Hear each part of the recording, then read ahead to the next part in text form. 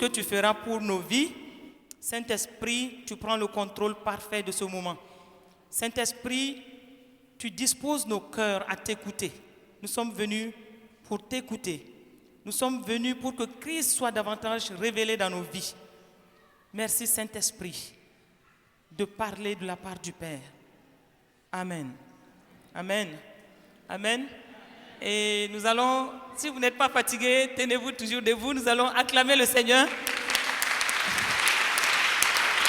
J'ai l'impression que l'après-midi, c'est un peu lourd, hein? Parce qu'on a mangé du bon chef, hein? Mais nous allons acclamer le Seigneur plus fort. Amen. Gloire à Dieu. Et je souhaiterais que chacune ait une voisine qu'elle va saluer dans le nom de Jésus-Christ. Salue ta voisine. Salue-la chaleureusement. Salue-la parce qu'elle est une princesse. Elle est une vaillante héroïne. Et dis-lui, salut à toi, vaillante héroïne. Dis-lui, salut à toi, princesse de Christ. Dis-lui, salut à toi, révélation de Christ. Salut à toi, parfum de Christ. Salut à toi, parfum de Christ, lettre écrite de Christ.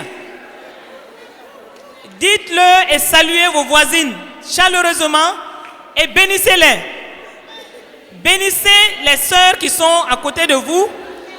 Même si c'est des frères qui sont à côté de vous, bénissez-les. Et tu vas lui dire, tu es belle aux yeux de Dieu. Tu es une créature si merveilleuse. Dieu a un plan pour ta vie. Dis-lui que Dieu a besoin de toi pour cette saison. Et tu lui dis que Dieu a besoin de toi-même. Tu dis, Dieu a besoin de moi pour cette saison. Et dis-lui que tu es une arme secrète de Dieu. Tu es unique en ton genre. Tu es spécial. Tu es irremplaçable. Dieu a une vision pour ta vie. Et Dieu va faire quelque chose en cette saison par toi. Et dis-lui que tu es l'impact de Christ au Sénégal en ce moment. Et dis-lui que les caractères de Christ doivent être vus au travers de ta vie. Dis-lui, vaillante héroïne, salut à toi encore. Amen, acclamons le Seigneur.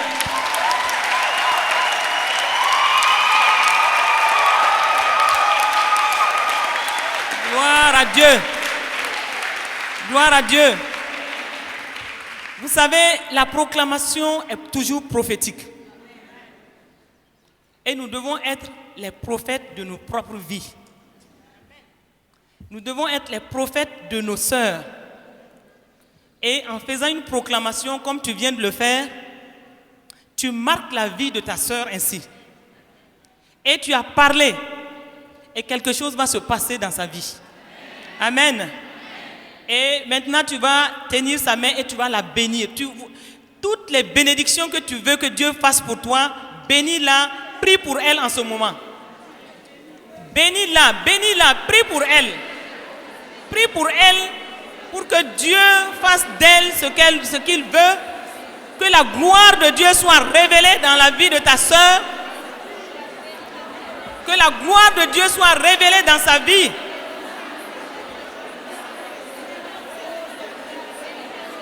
Prie pour elle comme si tu priais pour toi-même.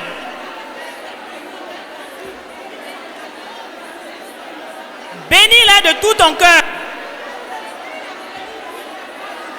Sache qu'en la bénissant, Dieu te bénit ainsi. C'est une semence que tu es en train de faire dans la vie de ta sœur et Dieu retourne cela en bénédiction pour toi. Bénis-la, bénis-la, bénis-la encore. Bénis-la encore.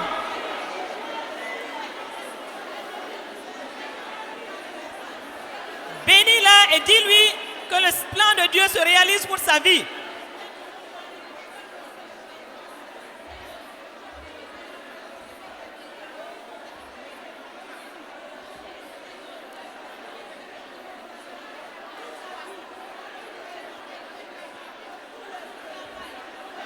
Au nom de Jésus. Amen. Amen. Et tu acclames le Seigneur en t'asseyant. En t'asseyant. Gloire à Dieu. Le Seigneur a quelque chose pour nous ce soir. Le Seigneur veut faire quelque chose dans ta vie et il veut juste te donner un mot, une parole ce soir. Amen. Et il veut que tu sois fidèle. Fidèle dans les petites choses. Et il va t'en confier de grandes. Et le Seigneur te dit ce soir, il t'a amené en ce lieu pour faire une semence dans ta vie. Et il t'a amené aussi d'un pays lointain pour venir accomplir ses desseins dans ce pays. Et il t'a amené dans ce pays pour te mettre en formation. Et de cette formation, de grandes choses naîtront pour toi. Alors, sois fidèle. Fidèle dans les petites choses, fidèle dans ce que le Seigneur te confie, fidèle dans les tâches que le Seigneur te donne à faire, et le Seigneur ainsi te confiera de plus grandes choses. Et ton lendemain dépendra de ce que tu poseras comme acte pour le Seigneur aujourd'hui. Et le papa nous a dit hier, que tu viennes d'ailleurs ou que tu sois ici, travaille pour l'œuvre de Dieu et agis comme si le Seigneur te demandait à toi et toi seul d'accomplir certaines choses pour lui. Et sois fidèle encore. Amen. Amen. Et je crois que de grandes choses sont en train de se passer pendant ce temps de séminaire. Et je crois que Dieu est en train de visiter le Sénégal. Ne voyons pas à ce qui se passe juste ici, dans cette église. Mais quelque chose se passe dans ce pays. Et quelque chose se passe à travers les enseignements qui sont donnés. Et rassurez-vous d'une chose, plusieurs groupes sont en train de prier pour ce temps que nous passons ici. Et aujourd'hui, j'ai appelé un de nos pasteurs en Belgique. Je n'arrivais même pas à l'entendre. C'était tout un groupe qui était à genoux, qui criait à Dieu pour cette rencontre, qui criait à Dieu pour vos vies, qui criait à Dieu pour l'église du Sénégal. Et une voix prophétique, je peux vous le dire. Et je sais que c'est un encouragement. Moi-même, j'ai été encouragé et je veux aussi que nous soyons tous ensemble encouragés. Et ce pasteur qui a un ministère prophétique disait ceci. Il disait que Dieu veut faire un recentrage de l'église au Sénégal. Et que pendant ce temps de séminaire, pendant ce temps que nous passons ici, que le Seigneur va faire un recentrage. Il va ramener l'église du Sénégal dans la direction que lui-même il veut. Et ça sera un nouveau départ pour l'église du Sénégal. Amen. Et le Seigneur disait qu'il va faire en sorte que des cœurs, beaucoup de cœurs se tournent vers lui dans ce pays. Et ça sera un rafraîchissement et un équipement pour l'église. Amen. Et que l'impossible deviendra possible au Sénégal. Amen. Et aussi, il disait que les cœurs comprendront que Christ est l'absolu et l'incontournable. Amen.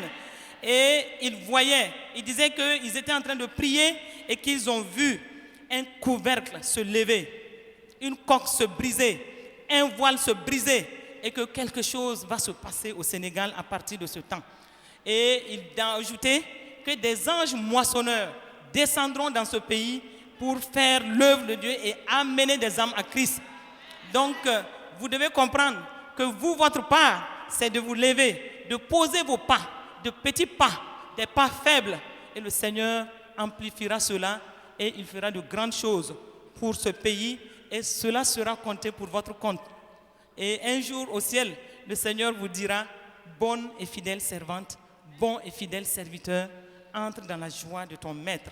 Et c'est le temps donc pour le Sénégal, gloire à Dieu, et le Seigneur se saisira de chacun, de chacune de vous pour faire des choses glorieuses et qui vont être vraiment pour la gloire de son nom. Amen.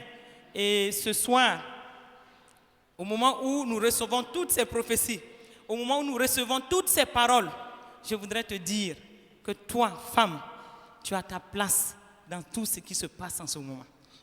Tu as ta place dans tout ce qui se passe en ce moment. Et de grandes prophéties. Je ne le dis pas parce que je suis accroché aux prophéties, non.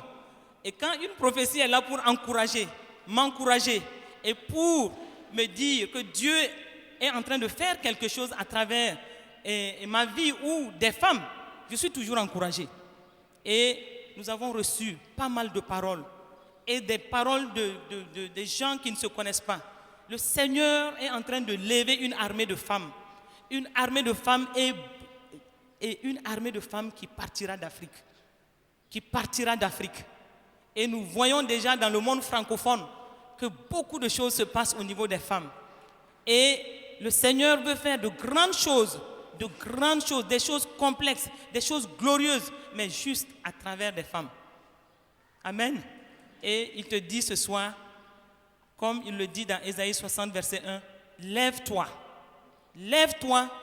et brille, car la gloire de Dieu se lève sur toi. Ce n'est même pas une simple invitation, c'est un mot d'ordre, c'est une consigne, une instruction. Lève-toi. Lève-toi.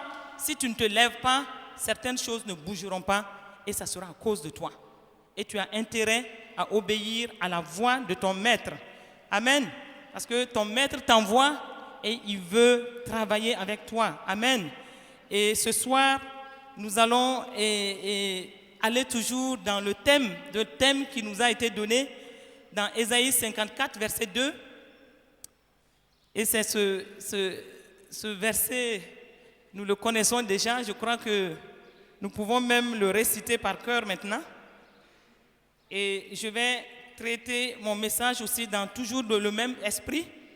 Élargis l'espace de ta tente, qu'on déploie les couvertures de ta demeure, ne retiens pas, allonge tes cordages et affermis tes pieux. Et le verset 3 continue en disant, car tu te répandras à droite et à gauche, ta postérité envahira des nations et peuplera des villes désertes. Le verset 4, ne crains pas, car tu ne seras pas confondu, ne rougis pas, car tu ne seras pas déshonoré. Mais tu oublieras la honte de ta jeunesse et tu ne te souviendras plus de l'opprobre de ton veuvage, car ton Créateur est ton époux, l'Éternel des armées est son nom, et ton Rédempteur est le Saint d'Israël. Il se nomme Dieu de toute la terre. Amen. Voici une parole. Et moi, quand j'ai reçu, quand j'ai parlé avec les responsables des femmes, je disais, mais c'est les femmes, d'accord, mais est-ce que c'est toutes les femmes? Est-ce que c'est une catégorie bien précise? Elles m'ont dit non, c'est toutes les femmes. J'ai dit, ok, si on va dans ce thème, qu'est-ce que nous allons dire? Femme, élargis ta tente, l'espace de ta tente. Femme, élargis l'espace de ta tente. Autrement dit, quelle est ta place et quel est le rôle qui t'est attribué dans la réalisation de ce mot d'ordre qui est le Ésaïe 54, verset 2. Élargis l'espace de ta tente. Et vous le savez, généralement, les femmes sont plus nombreuses que les hommes dans nos églises. En tout cas, dans nos églises africaines, elles sont toujours plus nombreuses que les hommes. Souvent, c'est plus de la moitié de l'église. Et souvent, 2/3 même de l'église, c'est des femmes. Et elles sont souvent aussi bien formées à cause de leur régularité, leur assiduité aux enseignements, aux différentes réunions de l'église. Et généralement, elles sont très bien engagées pour la cause de Dieu. Donc, qu'est-ce que nous pouvons dire de cela? Elles constituent donc un potentiel un potentiel extrêmement important pour l'Église. Mais est-ce que nous, les femmes, est-ce qu'on est conscientes du potentiel que nous constituons pour l'Église? Est-ce que nous sommes conscientes de l'importance de notre place et de notre rôle dans le plan de Dieu pour l'Église? Est-ce que nous sommes conscientes? Et femme, est-ce que tu es consciente que tu es une solution de Dieu pour cette saison? Est-ce que tu es consciente de cela? Ou est-ce que encore l'Église elle-même a donné de l'espace aux femmes, de l'espace pour contribuer efficacement à l'œuvre de Dieu ou encore à la réalisation des mots d'ordre qui nous sont souvent donnés? Voici, je ne suis pas en train de faire un procès, mais je suis en train de me poser des questions et je crois que chacune de nous doit se poser ces questions et rentrer en elle-même et demander au Seigneur où est-ce que j'en suis avec toi. Je suis femme, je suis particulière, je suis unique, irremplaçable, mais qu'est-ce que je suis en train de faire vraiment pour l'avancement de l'œuvre de Dieu? Et en tant que femme, Dieu, cette année, vous a instruit. Instruit par rapport à ce mot d'ordre. Élargis l'espace de ta tente. Élargis l'espace de ta vie. Élargis l'espace de l'église. Élargis l'espace de ta famille. Élargis l'espace de la société. Ça, c'est le mot d'ordre. Mais maintenant, qu'est-ce que tu as fait de ce mot d'ordre? Je crois que c'est en cela que nous devons nous poser vraiment des questions. Qu'est-ce que nous avons fait? Nous sommes déjà au 5e mois. Le 5e mois, si le mot d'ordre a été donné pour l'année, cela veut dire qu'en début d'année, déjà le mot d'ordre était là. Mais qu'est-ce que j'ai fait? Femme, dans les choses par rapport à ce mot d'ordre, ou je parle de ce mot d'ordre, mais ça peut être aussi un autre mot d'ordre dans ton église, si tu n'es pas de cette assemblée. Mais qu'est-ce que tu as fait du mot d'ordre? Et nous croyons que les mots d'ordre, les proclamations ne viennent pas des hommes, ils viennent de Dieu. C'est Dieu lui-même qui instruit l'Église. Mais qu'est-ce que nous avons fait? Amen. Et sinon aussi, si nous n'avons pas fait grand-chose, dans tous les cas, le Seigneur n'est pas en train de nous faire un procès, mais il demande comment maintenant tu peux le faire. Tu peux ajouter ta contribution, ta part dans l'édification de l'Église, de ta famille aussi. Comment tu peux le faire? Et pour le faire efficacement, et pour le faire de façon à rencontrer le cœur de Dieu, tu dois toi-même savoir qui tu es. Qui tu es en tant que femme? Quelle est la vision de Dieu pour toi? Ou encore, qu'est-ce que Dieu veut spécifiquement pour toi en cette année? Et aussi, pourquoi tu n'arrives pas à réaliser la vision de Dieu que Dieu a pour ta vie? Pourquoi tu n'arrives pas à le faire? Donc, autant de questions. Et en ce moment, tu dois dire, bon, il y a un objectif qui est là et on doit atteindre cet objectif. Je n'ai pas peut-être fait certaines choses qui méritent qu'on dise qu'il y a une contribution que j'ai apportée. Mais maintenant, je sais aussi que j'ai été peut-être bloqué. Mais si j'ai été bloqué, le Seigneur te dit, il y a un mot d'ordre, fais ta part. À partir de cet instant, tu dois prendre l'éclairage que Dieu te donne et te dire, d'accord, je n'avais pas fait certaines choses selon le cœur de Dieu, mais à partir de cet instant, je dois aller efficacement dans le mot d'ordre. Amen. Amen. Gloire à Dieu. Est-ce qu'on est ensemble toujours? Amen. Et je vais rapidement parler de la femme comme l'aide de l'homme. Parce que vous savez, dans Genèse, quand tu lis bien la parole de Dieu, quand tu rentres dans la parole de Dieu, tu vas vraiment avoir certaines révélations. Souvent, nous passons très vite. Nous lisons la parole de Dieu, nous méditons sur la parole de Dieu, mais souvent nous regardons la Bible avec des clichés. Nous regardons avec des choses qu'on nous a déjà mises dans la tête. Mais quand tu arrives à te déconnecter de toutes ces choses et à prendre la parole dans sa simplicité, tu vas découvrir beaucoup de choses. Et si regardons à Genèse 1, je vais essayer d'aller très vite parce que nous n'avons plus trop de temps. Genèse 1, si nous regardons dans le verset 26 à 28, nous lisons: Puis Dieu dit, faisons l'homme à notre image, selon notre ressemblance, et qu'il domine sur les poissons de la mer, sur les oiseaux du ciel, sur le bétail, sur toute la terre et sur tous les reptiles qui rampent sur la terre.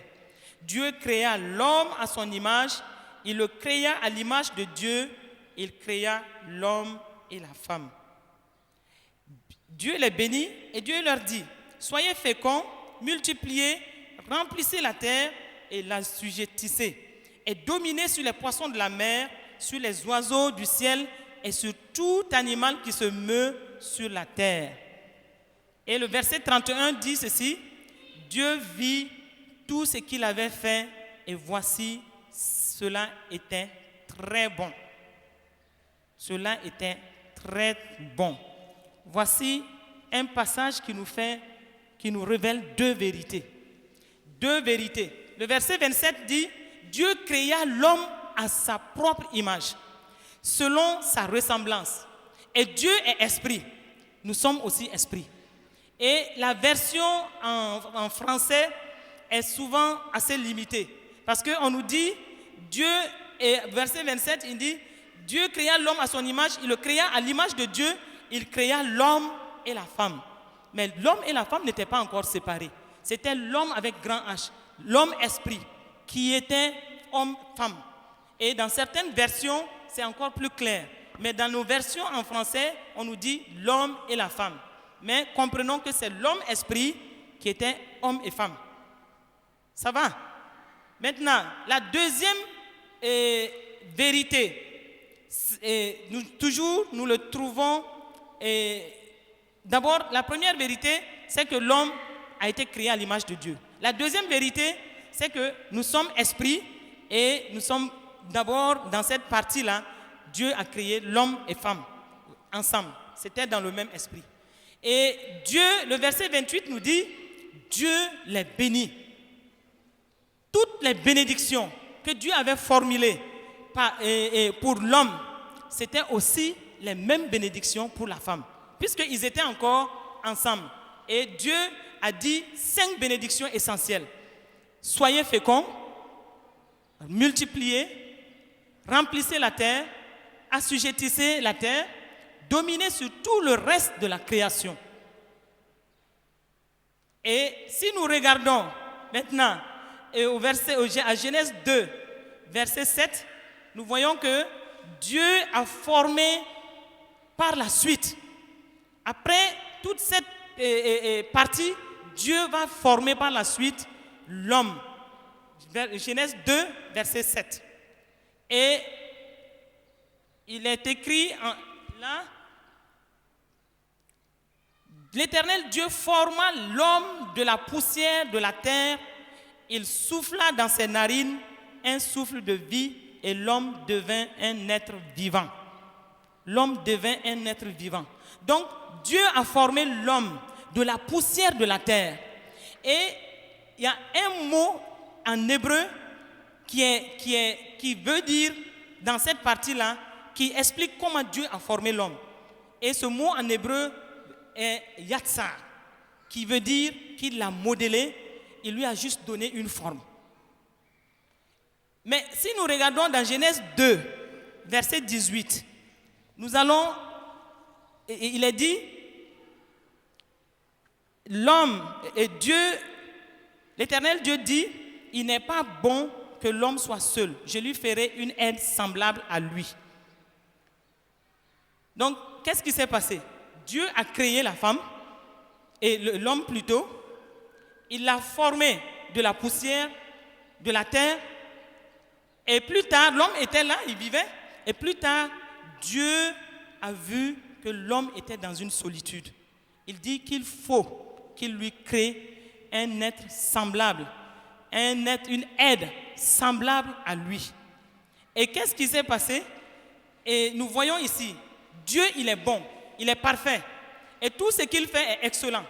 Mais pour la toute première fois, il a emprunté une démarche Et il s'est rendu compte à un moment qu'il y a quelque chose qui manquait à cet homme-là. C'était une aide semblable à lui. Donc, qu'est-ce qui va se passer? Et Dieu va en ce moment compléter ce qu'il avait fait. Ça va jusque-là? Dieu va compléter ce qu'il avait fait, c'est-à-dire l'homme est là.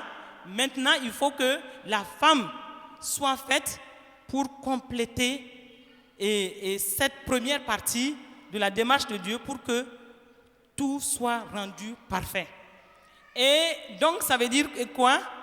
Et la femme a été créée et le mot qui est utilisé ici, c'est dans Genèse 2, verset 22.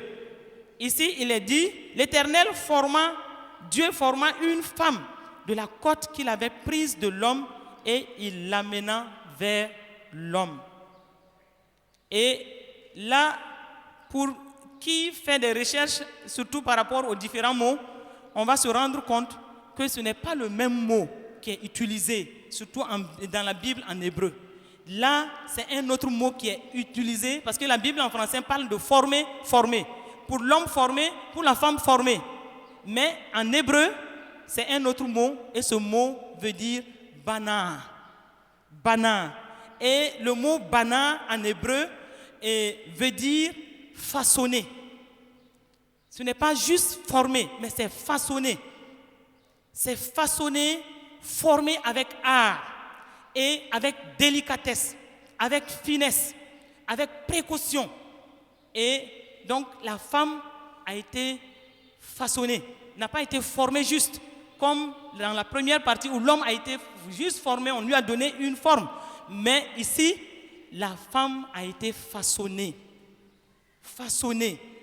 Et si vous vous rappelez, dans Genèse 2, et verset 7, Dieu a modélé juste l'homme, il lui a donné une forme à partir de la poussière. Et comme aussi, dans Genèse 2, verset 19, il est dit que les animaux ont été aussi formés à partir de la terre. Mais par contre, dans le cas d'Ève, écoutez bien, dans le cas d'Ève, Dieu a utilisé une technique différente. Une technique différente avec un matériau plus sophistiqué, un matériau plus raffiné, et ce n'était plus simplement formé, mais comme je l'ai dit, il l'a façonné à partir d'un os et de la chair d'Adam. Et ce qui a rendu la femme plus raffinée. Et donc le matériau utilisé ici, qui était l'os et la chair, à le comparer à la poussière, à la terre qui avait été prise pour Adam, c'était deux matériaux différents. Est-ce qu'on se comprend? Ça va? C'était deux matériaux différents. D'abord, comme je l'ai dit, l'os et la chair, d'un côté pour la femme, et de l'autre côté, c'était la terre. Le matériau utilisé pour la femme était plus élaboré. Plus élaboré. Et ce qui a rendu la femme plus raffinée. Plus raffinée et plus complexe. Et façonner, quand on dit façonner, cela suppose une grande dose de créativité. Est-ce qu'on est d'accord? Parce que ce n'est pas simplement former. Façonner, c'est une technique plus raffinée. Et ça montre qu'il y a eu une dose de créativité que Dieu a utilisée pour former la femme. Est-ce que vous n'êtes pas contente pour ça? Amen. Amen. Et après avoir formé la femme, Dieu lui-même était content de son chef-d'œuvre. Et parce que cette fois-ci, il a travaillé avec finesse. Il a travaillé avec délicatesse. Il a travaillé avec précaution. Il a travaillé de façon à y mettre son cœur. Et vous comprenez, même un sculpteur, quand il prend un morceau de bois et il le découpe, il donne une forme, simplement. Et il finit avec cet objet qu'il fait. Il prend un autre morceau de bois, juste un exemple, et il prend suffisamment de temps. Il le travaille, il le sculpte, et il le regarde dans tous les sens. Et finalement, il sort un objet qui lui a pris du temps, qui a pris, et son cœur y est. Parce que il a pris suffisamment de temps pour le faire. Amen. Donc, tu as été faite, toi, femme, avec tant de précautions par Dieu. Tu as été faite avec tant de délicatesse. Tu as été faite avec tant de précautions. Et c'est à partir de ta création que Dieu a mis le sceau à la perfection de tout ce qu'il avait fait. Et Dieu même a regardé la femme et il a souri. Il était content d'avoir fait un chef-d'œuvre particulier, un chef-d'œuvre raffiné, un chef-d'œuvre où son cœur, avec tout son cœur, et il l'avait fait. Amen. Moi, je crois que tu dois vraiment être contente de ça. Moi, je suis fière quand j'entends ça. Et je ne regrette pas d'être femme quand j'entends ça. Parce que Dieu t'a fait de façon particulière. Amen.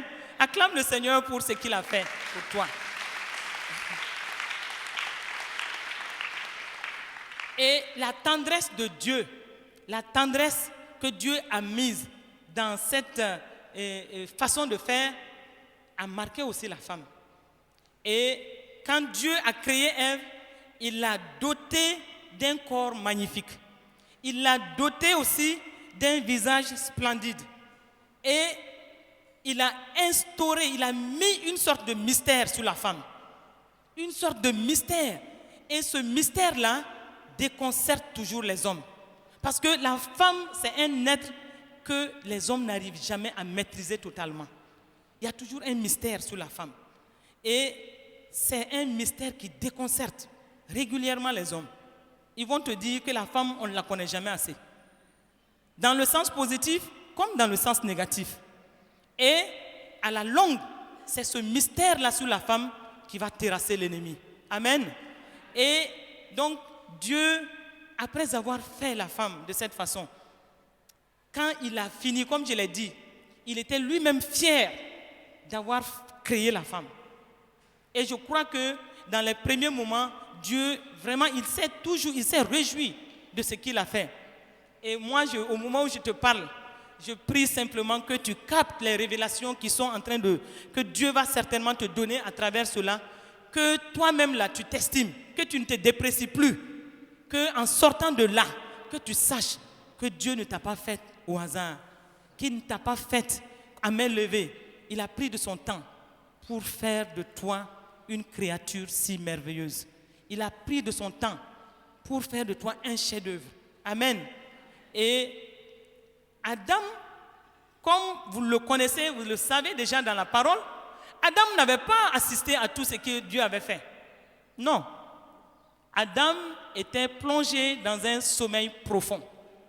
Et quand il devait se réveiller, n'oubliez pas que avant que Dieu ne l'ait mis dans ce sommeil, moi j'ai envie de dire que c'était une anesthésie divine. Dieu lui a flanqué une anesthésie divine et pendant tout son temps de sommeil, Dieu a travaillé et il a sorti la femme. Et rappelez-vous aussi qu'avant ce sommeil-là, Adam avait été soumis. Il avait été soumis à un exercice quand même assez difficile. Il devait donner un nom à tous les animaux. Il devait attribuer un nom à tous les animaux.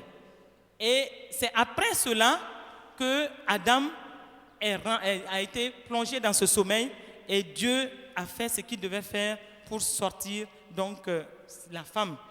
Et imaginez un peu quand Adam s'est réveillé. Imaginez un peu quand il s'est réveillé. C'était un beau colis, un beau cadeau que le Seigneur lui donnait. Il s'est réveillé, moi j'imagine qu'il devait être encore un peu étourdi. Et il sortait d'un sommeil de cette anesthésie divine.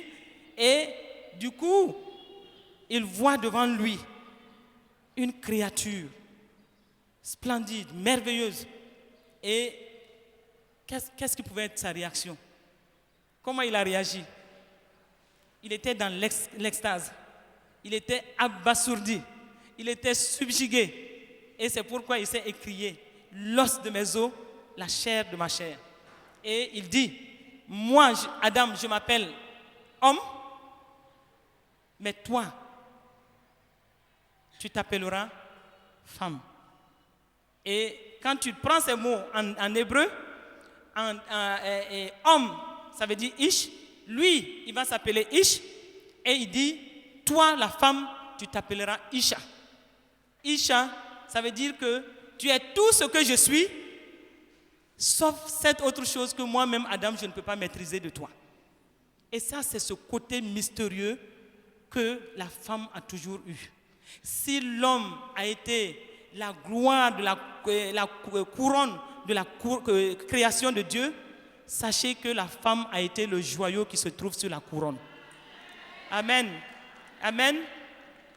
Et donc, ce que tu dois retenir ici, c'est quel enseignement nous devons retenir ici. C'est que Dieu a pris la femme, comme nous l'avons dit, de la côte de l'homme. De la côte de l'homme. Il ne l'a pas pris, c'est exprès. Il ne l'a pas prélevé un os à la cheville. Il n'a pas prélevé un os au poignet. Il n'a pas prélevé un os ailleurs. Mais il a prélevé une côte de l'homme. Et qu'est-ce que cela veut dire? Cela veut dire simplement que l'homme et la femme sont appelés à marcher côte à côte. Cela veut dire que la femme a simplement besoin d'être aimée et d'être acceptée et d'être protégée. Le but de Dieu pour Adam et Ève, c'était qu'ils vivent une vie de couple qui soit dans l'amour, une vie de couple complètement harmonieux et qui allait réaliser le plan que Dieu avait prévu pour les deux. C'est-à-dire que la femme devait venir juste aider Adam à réaliser tout ce que Dieu prévoyait que Adam allait faire sur la terre. Et c'est encore aujourd'hui le cas.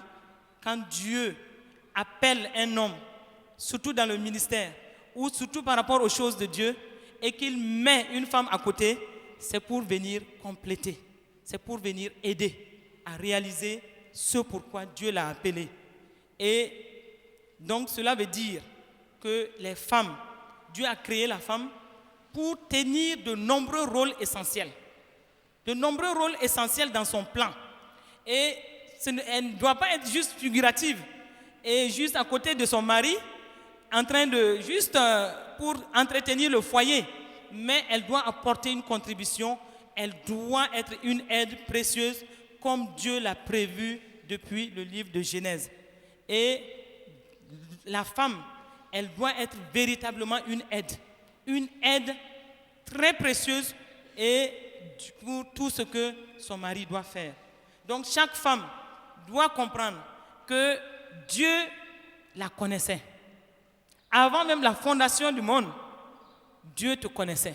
Comme il l'a dit à Jérémie, avant même la fondation des temps, tu étais dans la pensée de Dieu et Dieu n'a fait que te manifester et pour de bonnes œuvres qu'il a préparées d'avance afin que toi seul, tu puisses accomplir cela.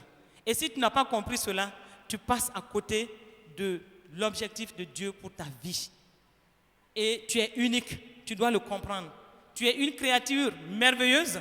Et comme je l'ai expliqué, Dieu t'a fait de façon particulière, mais aussi, tu dois comprendre une chose, c'est que Dieu a prévu des choses, des bonnes œuvres, que toi seul, tu dois accomplir.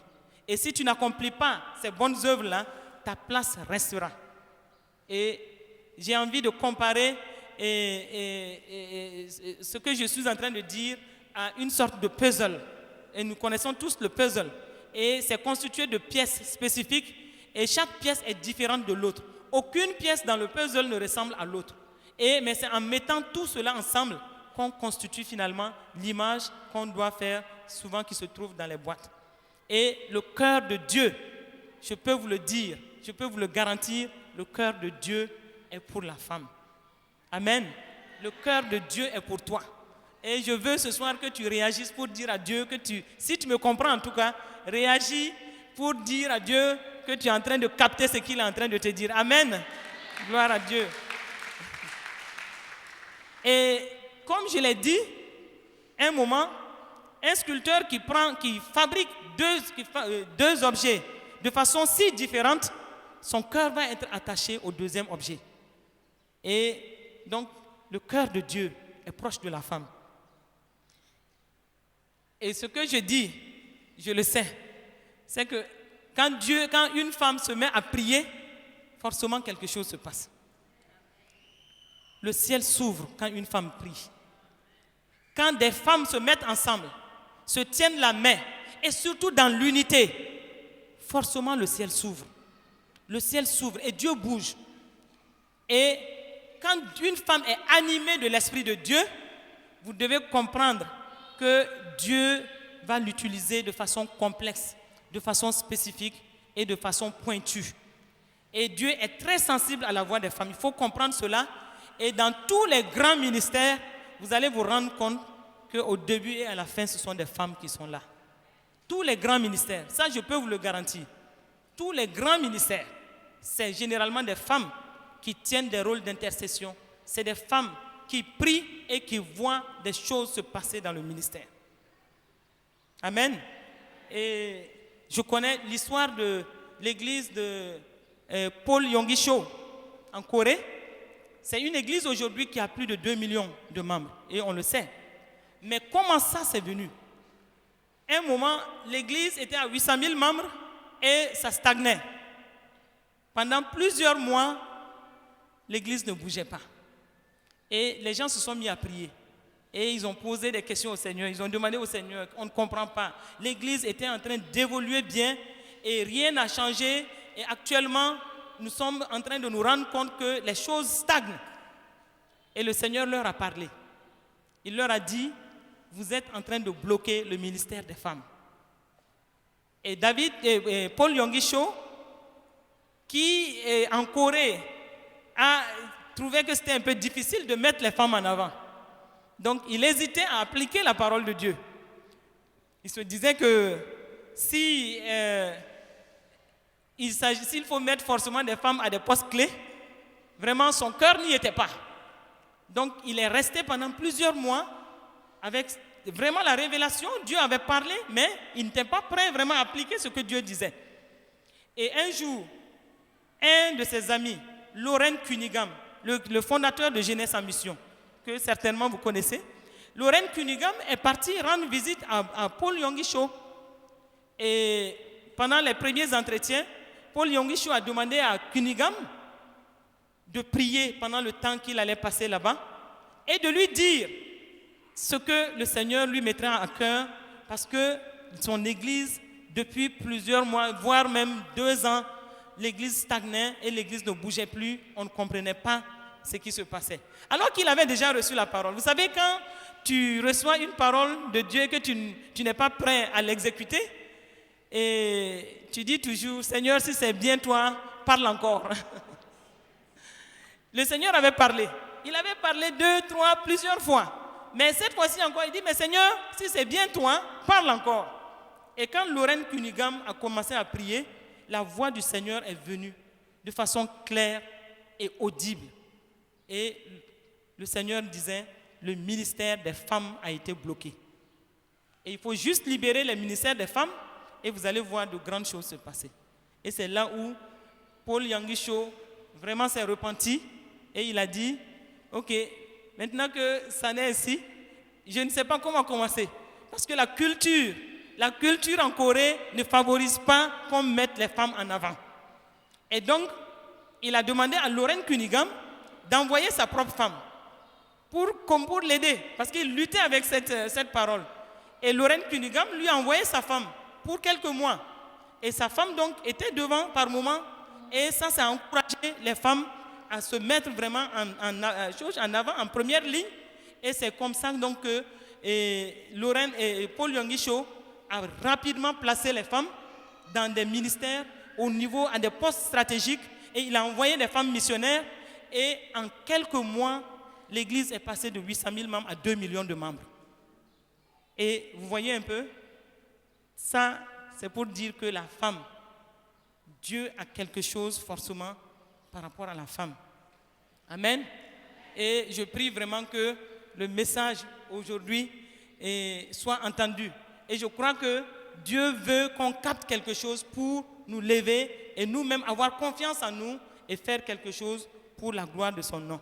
Le cœur de Dieu bat pour la femme. Le cœur de Dieu bat pour la femme. Le cœur de Dieu bat pour toi. Et après ce qui s'est passé dans le jardin d'Éden, Dieu n'a pas renoncé au plan qu'il avait pour la femme. Et d'ailleurs, en lisant la parole, regardons bien dans Genèse 3. Genèse 3 nous parle de la chute. De la chute. Genèse 3, versets 1 à 7. Dans cette partie, il nous est relaté ce qui s'est passé dans le jardin d'Éden. Le serpent était le plus rusé de tous les animaux des champs que l'Éternel Dieu avait fait. Il dit à la femme, Dieu a-t-il réellement dit, vous ne mangerez pas de tous les arbres du jardin? Et la femme répondit au serpent, nous mangerons du fruit des arbres du jardin, mais quant au fruit de l'arbre qui est au milieu du jardin, Dieu a dit, vous n'en mangerez point et vous n'y toucherez point de peur que vous ne mouriez. Je vais donner les passages, nous allons aller un peu vite. Mais ce que nous devons retenir, c'est que la femme a été séduite par le serpent. Et elle a amené son mari dans cet acte de trahison contre Dieu. Et les accusations ont commencé entre eux. Mais regardons, Dieu, ce qui est sûr, nous le savons, Dieu n'était pas content. Dieu était en colère. Et regardons dans le verset 14 et 15 de Genèse 3, quelque chose va se passer. L'Éternel Dieu dit au serpent, puisque tu as fait cela, tu seras maudit entre tout le bétail et entre tous les animaux des champs. Tu marcheras sur ton ventre et tu mangeras de la poussière tous les jours de ta vie. Je mettrai l'inimitié entre toi et la femme, entre ta postérité et sa postérité. Et la suite de ce verset, celle-ci t'écrasera la tête et tu lui blesseras le talon. Amen.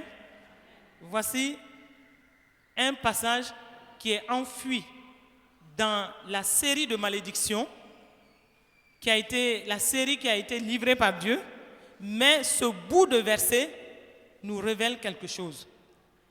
À partir du moment où Dieu a déclaré que la postérité de la femme écrasera la tête du serpent. La postérité de la femme écrasera la tête du serpent.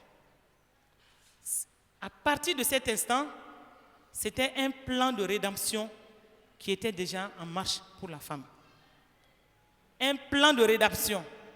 Parce que Dieu dit, c'est vrai, je ne suis pas content, mais dans toute la série de malédictions, Dieu dit, ta postérité écrasera la tête du serpent.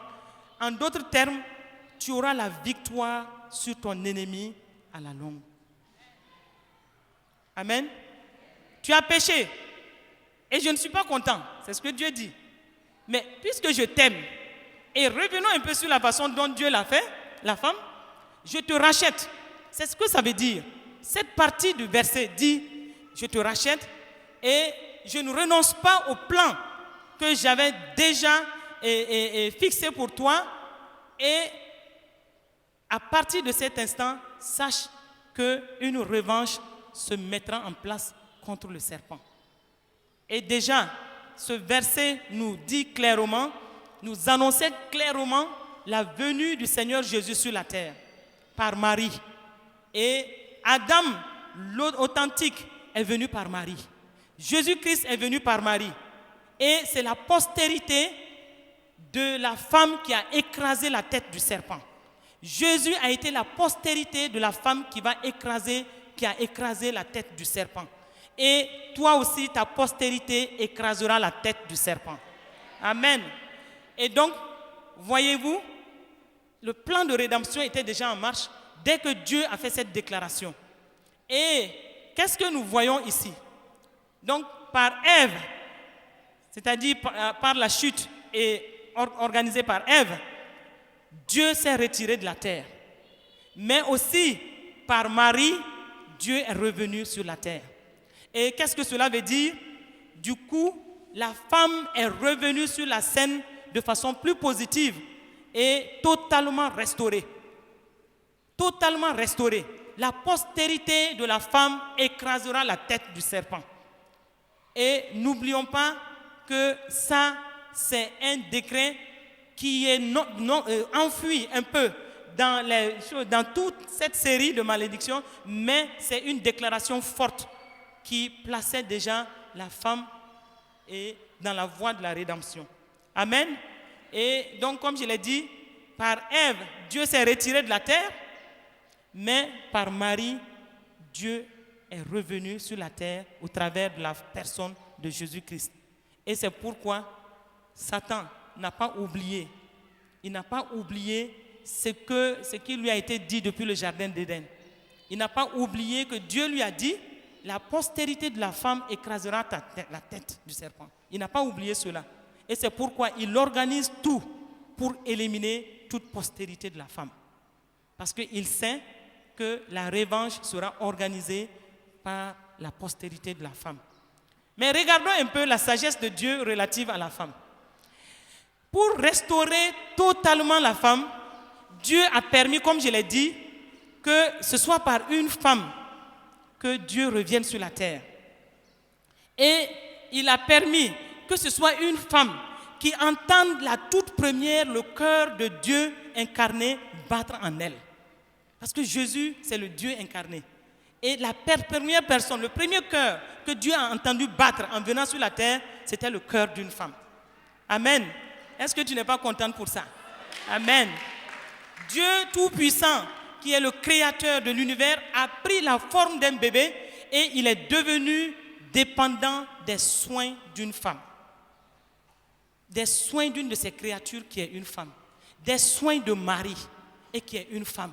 Dieu s'est rendu dépendant des soins d'une femme. Réfléchissez, femmes, à ce que cela veut dire pour vous. Vous êtes la mère du corps de Christ. Vous êtes la mère du corps de Christ. Aujourd'hui encore, l'Église dépend des soins de la femme. L'Église dépend de vos soins. L'Église dépend de ce que vous faites pour elle. Et je l'ai dit, tous les grands ministères ont été entretenus, sont nés souvent et entretenus par une femme, par les femmes. Et regardez encore, la femme est sortie de l'homme. La femme est sortie de l'homme. C'est-à-dire que la côte qui a été prélevée, nous pouvons dire que la femme est sortie de l'homme, n'est-ce pas? Oui, la femme est sortie de l'homme. Mais depuis ce temps, tout homme sur la terre naît d'une femme.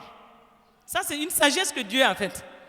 Tout homme, qui qu'il soit, il est né d'une femme.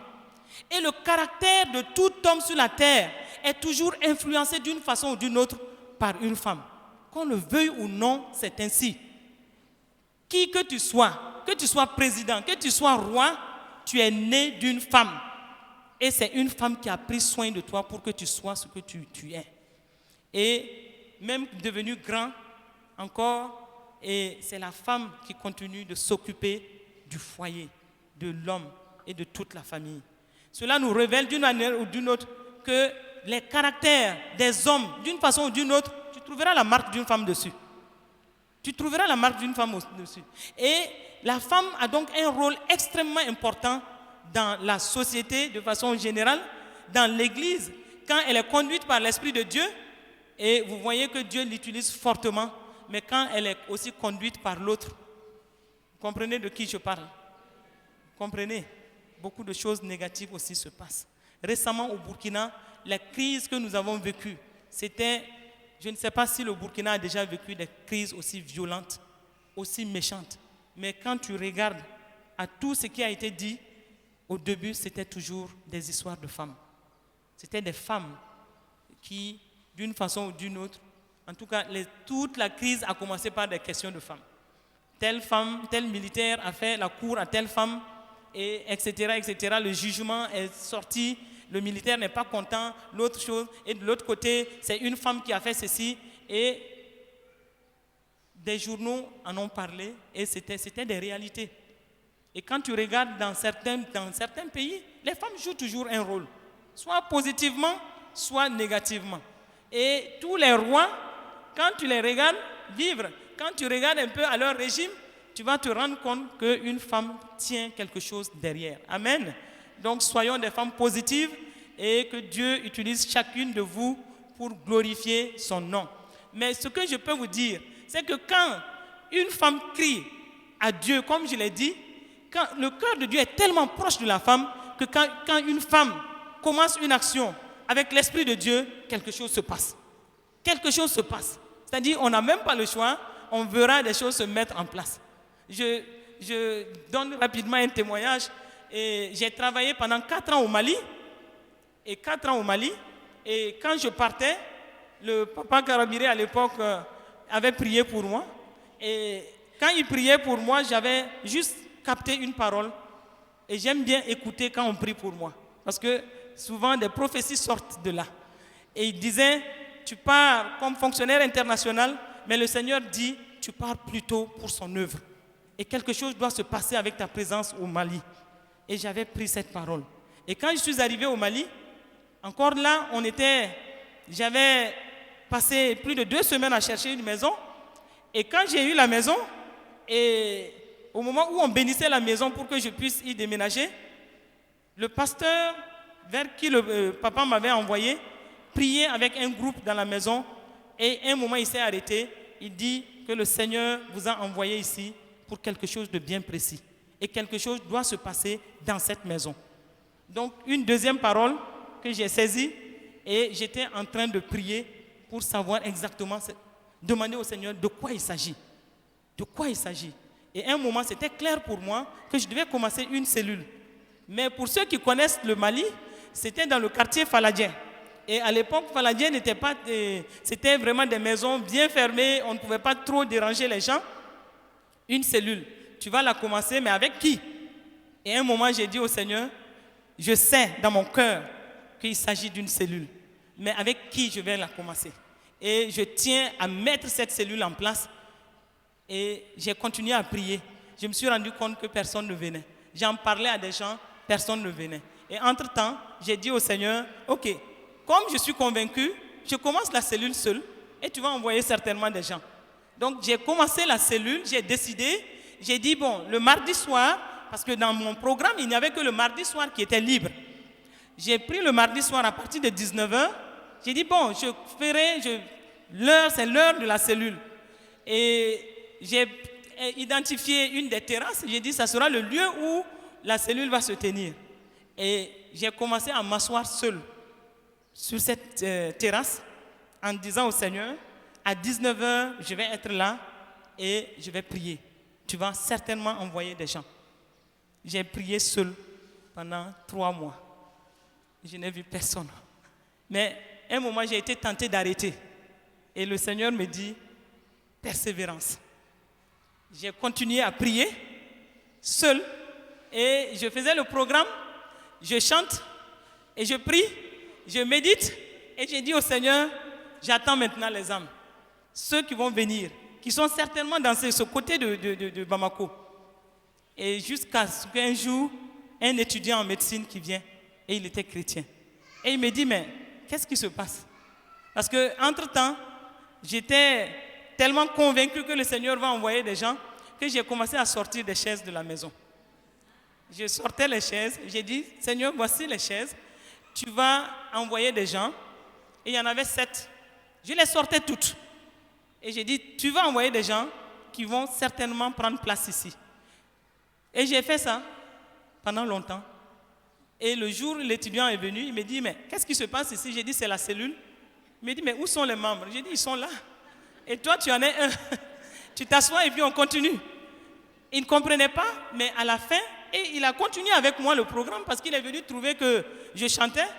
Et à la fin, il m'a demandé, mais de quoi il s'agit? Et je lui ai expliqué en lui disant que c'est ma foi qui a déposé ces chaises. Et je suis sûr que ces chaises seront remplies. Il a souri, il a secoué la tête. Et un jour, je partais en mission. Et là, il a commencé à venir tous les mardis avec moi. Et entre-temps, il me dit, bon, comme tu vas en mission, qu'est-ce qu'il faut faire? J'ai dit, mais tu viens faire comme ce que je faisais. Et il a ri, il me dit, mais non, tanti, je ne peux pas. Parce que c'est drôle, hein? Venir s'asseoir et puis j'ai dit, mais tu n'es pas seul, le Seigneur est avec toi. Et à un moment, lui, il est parti en stage. J'ai recommencé à prier seul. Et à un moment, j'étais un peu découragé. Je l'avoue, j'étais découragé. J'ai commencé à dire au Seigneur, mais cette affaire-là, est-ce que tu es vraiment avec moi? Et le Seigneur, et quand j'avais fini de prier, je me suis affaissé et mes yeux, c'est comme si j'étais fatigué. Et tout de suite, une vision. J'ai vu la cour remplie de monde. Et les gens étaient remplis. Et c'était du salon jusqu'à la cour. Et le Seigneur me dit, voici ce que je vais faire. Mais si tu arrêtes, je ne pourrai pas continuer. Donc j'ai été encouragé à sortir, à aller dans le quartier et à marcher, à faire des marches prophétiques. J'appelais les gens, comme papa l'a dit. Je disais au quartier, tu as des brebis du Seigneur que tu as retenues. Tu les libères pour qu'ils puissent venir. Cette cellule doit prendre place. Cette cellule doit prendre forme. Et un jour, Joseph, l'étudiant, était revenu de son stage. On a continué et un jour, 3 autres personnes sont venues. Et ils sont venus et quand on leur a expliqué, ils ont pris place. Donc une cellule déjà. Et on a continué et par la suite, on a fait des programmes. Tel mardi, on intercède. Tel mardi, on sort faire des marches prophétiques. Tel autre mardi, on met des cassettes de témoignages et on discute. Et tel autre mardi, on fait ci. Et tout de suite, et entre-temps, on a dit, chacun n'a pas le choix. Tu dois venir le mardi prochain avec au moins une personne. Une personne qui ne connaît pas le Seigneur et une personne qui viendra donner sa vie au Seigneur.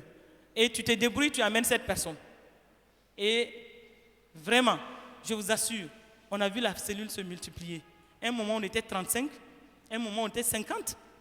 Et le pasteur de l'église où je partais est venu un jour nous visiter, il n'avait pas de place. Et il a dit, en sortant de là, il dit, il faut que ce soit une église, on n'a pas le choix. Amen. Et gloire à Dieu, parce que j'étais convaincu d'une chose, Dieu écoutait mes prières.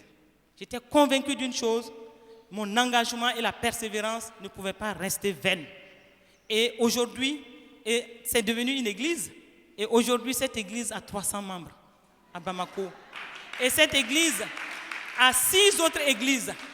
En temps, moi, j'ai quitté. L'église a continué, 6 autres églises aujourd'hui. Je suis en contact régulièrement avec ces églises-là. Et vraiment, je peux vous dire une chose. C'est parti de cette façon. Et les gens, en temps, l'église prospérait. Les dimanches, on avait au moins 600 à 800 000 francs de dîmes. Hein? Et c'était étonnant parce qu'on avait su attirer de gros poissons. Et vraiment, par la grâce de Dieu, l'église était bénie. Et c'est à partir de notre petite église qu'on arrivait même à pourvoir aux besoins de l'église mère à Bamako, qui est l'église vers qui le pasteur m'avait envoyé. Donc, vous voyez un peu. Et je crois vraiment que ça aussi, le Seigneur a juste écouté la voix d'une femme. Amen. Et cette église, aujourd'hui, c'est une église vivante, une église vraiment qui a 6 autres annexes et on peut rendre grâce à Dieu pour ça. Amen. Et le plan de Dieu pour la femme. Quel est le plan de Dieu pour la femme? Dieu, comme je l'ai dit au début, Dieu a toujours eu un plan pour la femme depuis l'origine, depuis la création. Et il n'a jamais renoncé à ce plan. Et c'est pourquoi il a dit, la postérité de la femme écrasera la tête du serpent. Et ta postérité, ma postérité, écraseront la tête du serpent. Et ça, c'est ce que Dieu nous dit. Et nous devons y croire. Et c'est pourquoi Satan te hait. Satan te hait parce que Satan sait que des plans élevés sont entre les mains des femmes. Quand les femmes se lèvent, quelque chose se passe. Quand les femmes prient, le ciel bouge. Quand les femmes prient, la main de Dieu est ouverte. Quand les femmes prient, et surtout dans l'unité, Dieu commence à se mouvoir et il fait de grandes choses. Et c'est pourquoi, comme je l'ai dit, la femme, quand elle s'engage, les choses vont rapidement entre ses mains. Et si elle se laisse diriger en plus par l'Esprit de Dieu, beaucoup de grandes choses se passent et elle jouera toujours un rôle pour l'épanouissement de l'Église, de sa famille et même de la société. Regardons un peu le cas d'Esther. D'Esther dans la Bible et de beaucoup d'autres femmes, les Ruth et tout, dans la Bible. Et elles ont joué leur partition en leur temps. Nous allons y revenir, mais nous devons comprendre que Dieu a un plan pour chacun de nous. Dieu a préparé, il nous a fait venir sur cette terre pour de bonnes œuvres, des bonnes œuvres qu'il a préparées d'avance afin que nous seuls, femmes, nous puissions les accomplir.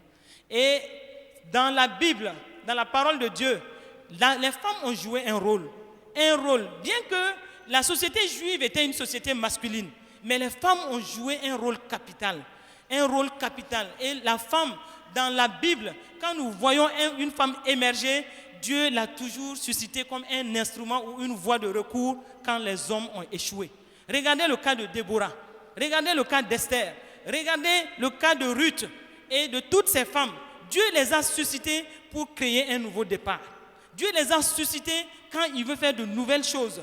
Et on parle aussi très peu des femmes dans la Bible. Dans le Nouveau Testament, on parle très peu des femmes qui étaient autour de Jésus, des femmes qui finançaient son ministère, des femmes qui étaient vraiment proches de lui et qui le soutenaient. Et par moments, on lève le coin du voile pour qu'on comprenne que des femmes étaient autour de lui. Mais, généralement, on se tait sur toutes les grandes choses que les femmes ont faites. On parle beaucoup plus des 12 disciples qui étaient autour de Jésus, mais très peu des femmes, de la multitude de femmes qui étaient avec le Seigneur et qui soutenaient vraiment son ministère. Et nous pouvons je vais juste donner quelques faits qui peuvent nous encourager, des faits bibliques qui nous encouragent en tant que femmes. Et la première personne qui était au pied de la croix, c'était une femme. Nous pouvons voir cela dans Marc 15, verset 47. La première personne qui était au sépulcre de Jésus était aussi une femme. Nous le voyons dans Jean 20, verset 1. La première personne qui a proclamé le message de résurrection, c'était une femme. Marie de Magdala. Et quand elle est partie vers les hommes qui étaient découragés, qui étaient assis dans le découragement, elle est partie leur dire, et les femmes sont parties dire aux hommes, qu'est-ce que vous faites ici? Notre maître est ressuscité. On n'a pas cru à Marie. Qu'est-ce qu'on a dit de Marie certainement? Ce n'est pas de celle-ci là qu'on a chassé 7 démons? Est-ce qu'on est sûr que les 7 démons sont vraiment partis? Parce que les gens n'ont pas cru. Mais qu'est-ce que tu feras quand le Seigneur te donnera un message et qu'on ne croirait pas? Qu'est-ce que tu feras? Ce sont les femmes qui sont parties dire aux hommes, levez-vous, notre maître est ressuscité. Et la première personne qui a partagé l'évangile avec les Juifs, c'était aussi une femme. Nous le voyons dans Luc 2, versets 37 à 38. Les premiers témoins de la résurrection de Christ sont encore des femmes. Ce sont elles qui sont parties, comme je l'ai dit, dire aux hommes que le maître était ressuscité. Et les femmes étaient nombreuses à la première réunion, suite à la résurrection. Et on le voit dans Acte 1, verset 14. Ce sont elles aussi qui ont attendu patiemment la promesse. Et parmi ceux qui ont reçu la puissance d'en haut, qui ont reçu cette puissance d'en haut, les femmes étaient nombreuses parmi eux. Et aussi, parmi les premiers missionnaires vers l'Europe, il y avait encore des femmes, nous le voyons dans Acte 16, verset 13. Les premiers convertis de l'Europe, une femme était la première à croire en Jésus en Europe. Et nous le voyons aussi dans Acte 16, toujours verset 14. Ce sont les femmes qui ont accompagné, comme je l'ai dit, Jésus dans son ministère.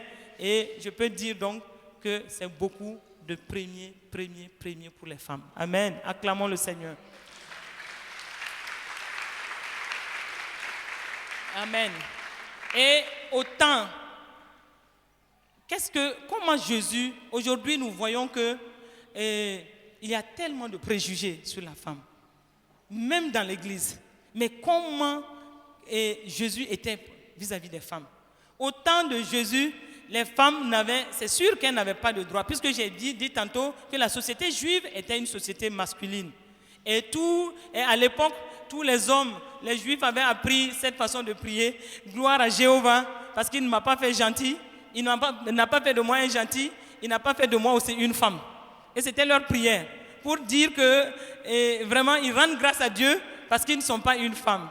Et Jésus, par contre, a eu une attitude révolutionnaire vis-à-vis de la femme. Il a adopté un mode de pensée, un mode d'action totalement différent par rapport à la femme. et il y avait la violence contre la femme. Mais Jésus a fait quelque chose de différent. Jésus a agi de façon à montrer aux gens qui est la femme et qu'est-ce qu'on peut faire avec la femme. Et donc c'est un exemple que Jésus nous a donné. Il nous a montré ce que nous devons penser, ce que nous devons voir en la femme. Et c'est pourquoi la femme elle-même doit comprendre sa position dans l'Église et si elle doit devenir un instrument extraordinaire entre les mains du Seigneur, entre les mains de son Dieu. Et mes sœurs, comme je l'ai dit, nous étions dans la pensée de Dieu. Et Dieu n'a fait que nous manifester pour de bonnes œuvres. Et il dit dans Jérémie 29, le projet qu'il a pour nous, c'est des projets de bonheur et non des projets de malheur. Et aussi, regardons dans le psaume 68, une révélation nous est donnée dans cette partie, et dans le psaume 68, et souvent, nous passons très rapidement sur cette révélation. Et j'avoue que quand j'étais en train de me rendre compte de ce que Dieu nous disait dans cette partie de la Bible, j'étais très contente. Le psaume 68, versets 12 à 13, il est dit, « Le Seigneur dit une parole, et les messagères de bonnes nouvelles sont une grande armée. » Les messagères de bonnes nouvelles sont une grande armée. Ici, Dieu parle des femmes. Les messagères de bonnes nouvelles sont une grande armée. Et le verset 13 dit quoi? Les rois des armées fuient. Et celles qui restent à la maison partagent le butin. Qu'est-ce que le Seigneur veut nous dire ici? La première partie, le verset 12, nous parle clairement des femmes. Et ce sont les messagères de bonnes nouvelles. Et le Seigneur dit que c'est une grande armée. Mais au même moment, il dit que les hommes, les rois, il s'agit ici des hommes, qu'est-ce qu'ils font? Ils fuient. Regardez le cas de Déborah avec Sisera dans Juge 6 et bien d'autres cas. Et aujourd'hui encore, si vous regardez de près, vous allez vous rendre compte que dans certaines situations, ce sont les femmes qui sont les plus ténaces. Ce sont les femmes qui manifestent plus de courage, plus de foi. Et souvent, nous nous rendons compte que beaucoup d'hommes fuient devant certaines situations, et surtout par rapport à l'œuvre de Dieu. Et nous devons comprendre ces choses-là. Et ce passage nous dit clairement que la femme jouera un rôle déterminant dans la chute de l'ennemi. Un rôle déterminant dans la défaite ultime de Satan.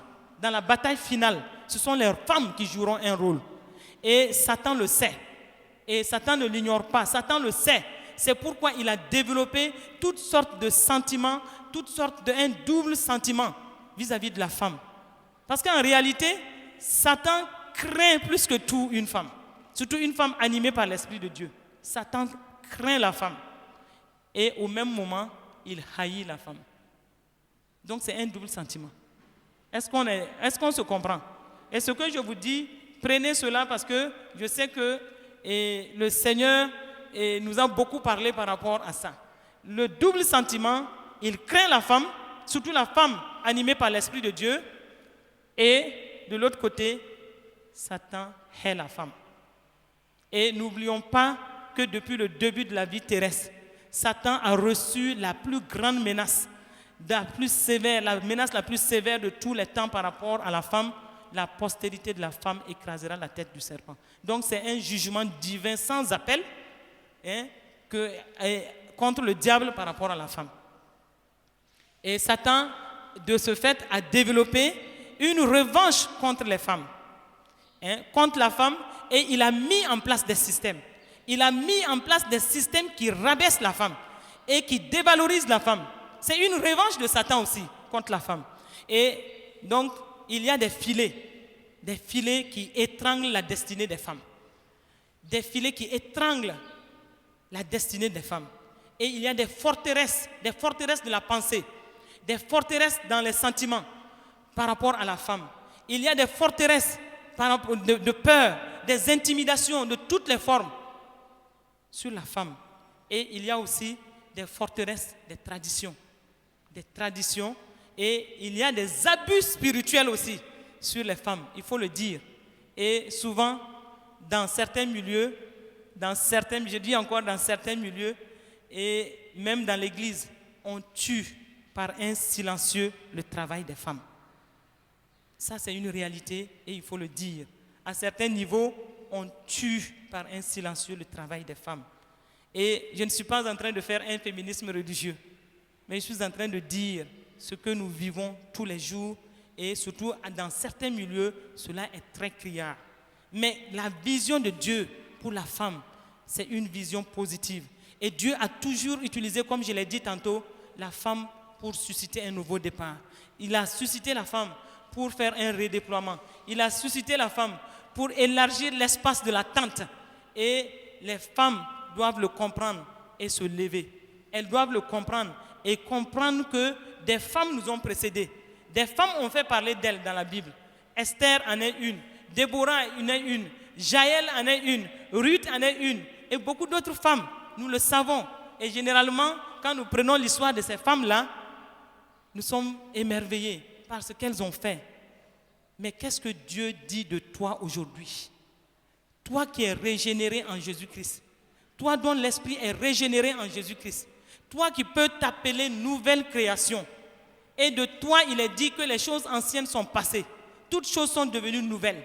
Parce que les femmes que nous sommes en train d'admirer, c'est des femmes de l'ancienne alliance qui étaient l'ombre des réalités à venir. Et eux, elles n'avaient pas encore l'Esprit de Dieu en elles. Et elles ont fait ces exploits. Et Matthieu 11, regardons Matthieu 11, verset 11, qui nous dit ceci.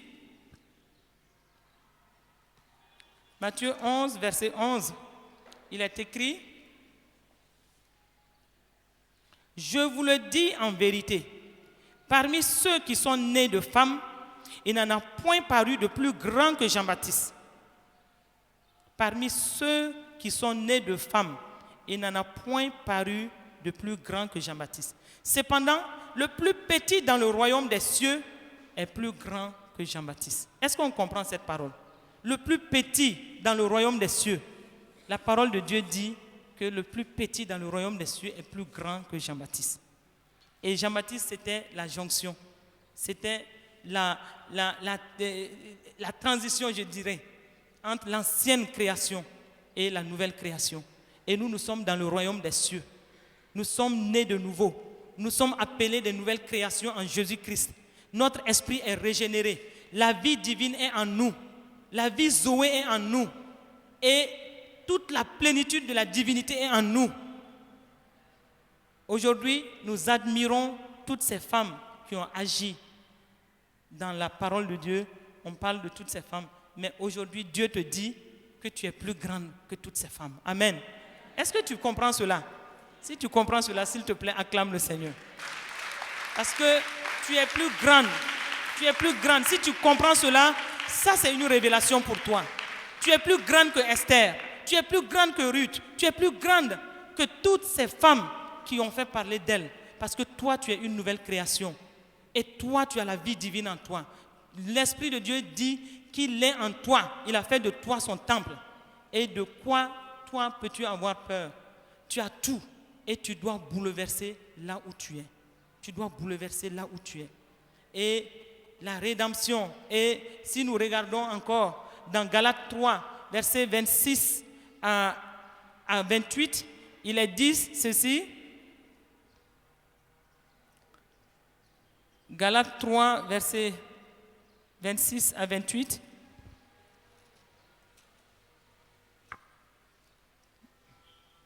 Nous lisons: « Car vous êtes tous fils de Dieu par la foi en Jésus-Christ. Vous tous qui avez été baptisés en Christ, vous avez revêtu Christ. Il n'y a plus ni juif ni grec, il n'y a plus ni esclave ni libre, il n'y a plus ni homme ni femme, car tous vous êtes un en Jésus-Christ. » La parole de Dieu est claire. Il n'y a plus ni esclave ni libre, il n'y a plus ni homme ni femme, car tous vous êtes un en Jésus-Christ. Et qu'est-ce que cela veut dire? Cela veut dire simplement que la femme Elle n'est pas une créature inférieure de Dieu. Elle n'est pas destinée non plus à une subordination ou être classée dans une seconde classe. La femme, la rédemption de Christ inclut les femmes aussi bien que les hommes. Et le salut de Christ aussi est dans sa totalité pour l'homme comme la femme. Le Saint-Esprit en une femme est le même Saint-Esprit qui est dans l'homme. Et l'Esprit de Dieu en une femme n'est pas subordonné à l'Esprit de Dieu qui est dans un homme. Il faut qu'on le comprenne. C'est pas, comme je l'ai dit, nous ne sommes pas en train de faire de dire plus que ce que la parole de Dieu nous a dit. Et les promesses de Christ sont destinées aux hommes comme aux femmes. Et aussi, le Saint-Esprit agit efficacement au travers de l'homme comme au travers de la femme. C'est le même Saint-Esprit. Et l'ordre de mission de Christ est le même pour les hommes que pour les femmes. Et Jésus ne limite pas non plus son expression au travers d'une femme parce qu'elle est femme. Non, Jésus s'exprime de la même façon au travers d'une femme et il vit en nous comme il vit dans l'homme. Et pour un nouveau départ, un nouveau redéploiement de nos églises et pour qu'on élargisse nos tentes, nous devons comprendre que le même Saint-Esprit en l'homme, c'est le même Saint-Esprit en toi, ma sœur. Amen. Et Papa nous a enseigné sur le cas d'Abraham. Et moi, je vais faire cette application par rapport à ce cas. Prenons encore Genèse 12. Le Seigneur veut te dire quelque chose ce soir. Genèse 12, dans Genèse 12, et le Seigneur a parlé, l'Éternel dit à Abraham, va-t'en de ton pays, de ta patrie, de la maison de ton père, dans le pays que je te montrerai. Je ferai de toi une grande nation, je te bénirai, je rendrai ton nom grand et tu seras une source de bénédiction. Amen. Et je te dis ce soir que le Seigneur te montre un pays où il veut te bénir. Il te montre de l'espace où il veut te voir te mouvoir. Il te montre de l'espace où il veut te voir agir pour lui. Et il l'a fait avec Abraham, il veut le faire avec toi. Et dans Dieu, en te montrant ce pays, il te dit, comme il l'a dit dans le verset 2, non, dans le verset 1, va-t'en de ton pays et de ta patrie, de la maison de ton père. Et ici, si le Seigneur nous invite à quitter notre pays, comme papa nous l'a dit, quitte le mode de fonctionnement du monde. Si tu veux être efficace entre les mains du Seigneur, tu dois quitter le monde, le système du monde, le mode de pensée du monde. Et tu dois quitter les façons de faire du monde. Tu dois quitter les attitudes du monde parce que tu es une fille de Dieu. N'oublie pas que tu es une nouvelle création et tu vis dans le royaume des cieux. Et tu dois quitter ton pays. Et ce pays-là, c'est le mode de système, le mode de pensée de ce monde. Tu dois quitter ce mode de pensée. Si tu ne quittes pas ce mode de pensée, le Seigneur ne peut pas faire quoi que ce soit avec toi. Et il nous a dit, ta patrie, ce sont tes sentiments, c'est ton âme peut-être blessée, ton âme peut-être meurtrie, ton âme peut-être qui a emmagasiné des humiliations, le rejet, ton âme qui a été fatiguée parce que tu es passé par beaucoup de situations, des situations qui font qu'aujourd'hui, toi-même tu te déprécies. Tu te déprécies. Et le Seigneur te dit, quitte ces pensées, quitte ces sentiments, quitte ton âme blessée, quitte les meurtrissures de ton cœur, quitte tes plaintes et quitte aussi tes murmures. Quitte tes murmures. Quitte ce que tu penses être une incapacité. Ce sont tes sentiments propres. C'est ce qui est emmagasiné dans ton cœur. Agis comme certaines femmes dans la parole l'ont fait. Qui aurait pu croire que cette Samaritaine vers qui Jésus est allé, qui aurait pu croire qu'elle allait être la première femme évangéliste? C'est la première femme évangéliste. Dans la parole, c'est ce qui nous est dit clairement. Mais c'était une femme totalement en déconfiture. Sainte Marie, et la parole de Dieu nous dit que même celui avec qui elle vit n'est même pas son mari. Et pourquoi elle partait au puits à la 6e heure? Elle partait en fait seule au puits Alors que l'habitude des femmes, c'est d'être ensemble souvent pour aller puiser de l'eau. Mais elle se cachait de la société parce qu'elle-même, son cœur la condamnait et la société la condamnait. Et peut-être l'Église la condamnait. Mais il fallait qu'elle quitte tout cela. Et la parole de Dieu nous dit, dans le livre de Jean, il fallait que Jésus passât par là. Jésus a agi toujours en révolutionnaire. Il est parti vers cette femme qui avait une vie totalement défaite, une vie totalement en déconfiture. Il est parti vers elle. Et vous voyez, c'était une femme bruyante qui répondait rapidement aux questions et qui posait trop de questions. Mais si nous regardons bien, c'est aussi à cette femme que Jésus a dit pour la première fois, je suis le Messie.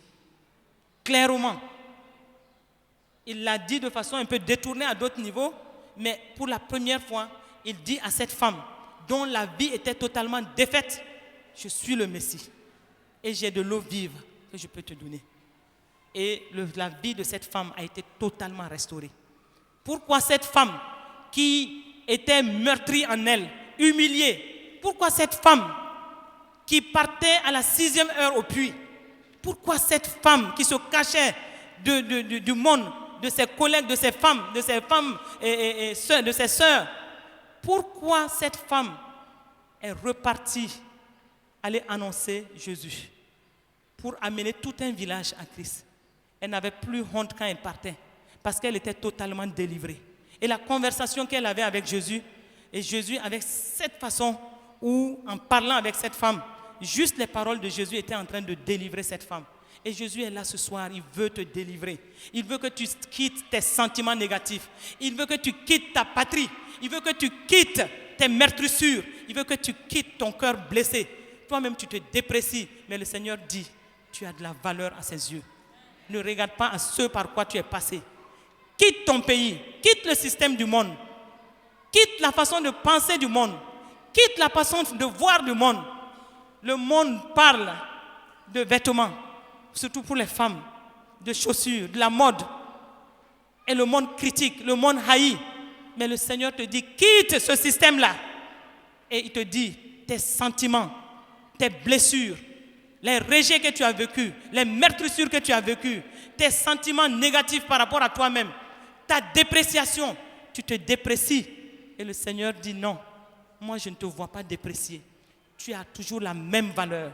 On t'a piétiné, on t'a rejeté, on t'a haï, on a craché sur toi. Les circonstances de la vie ont été peut-être injustes envers toi. Oui, les circonstances de la vie ont été injustes envers toi. Parce que encore là, parce que tu es femme. Mais le Seigneur te dit, quitte ce sentiment. Quitte ton âme blessée. Je veux faire quelque chose avec toi. Regardez le cas de Rahab. C'était une prostituée. Rahab, elle était de souche incestueuse.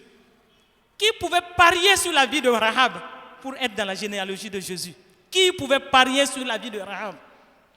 Tout la condamnait. De souche incestueuse.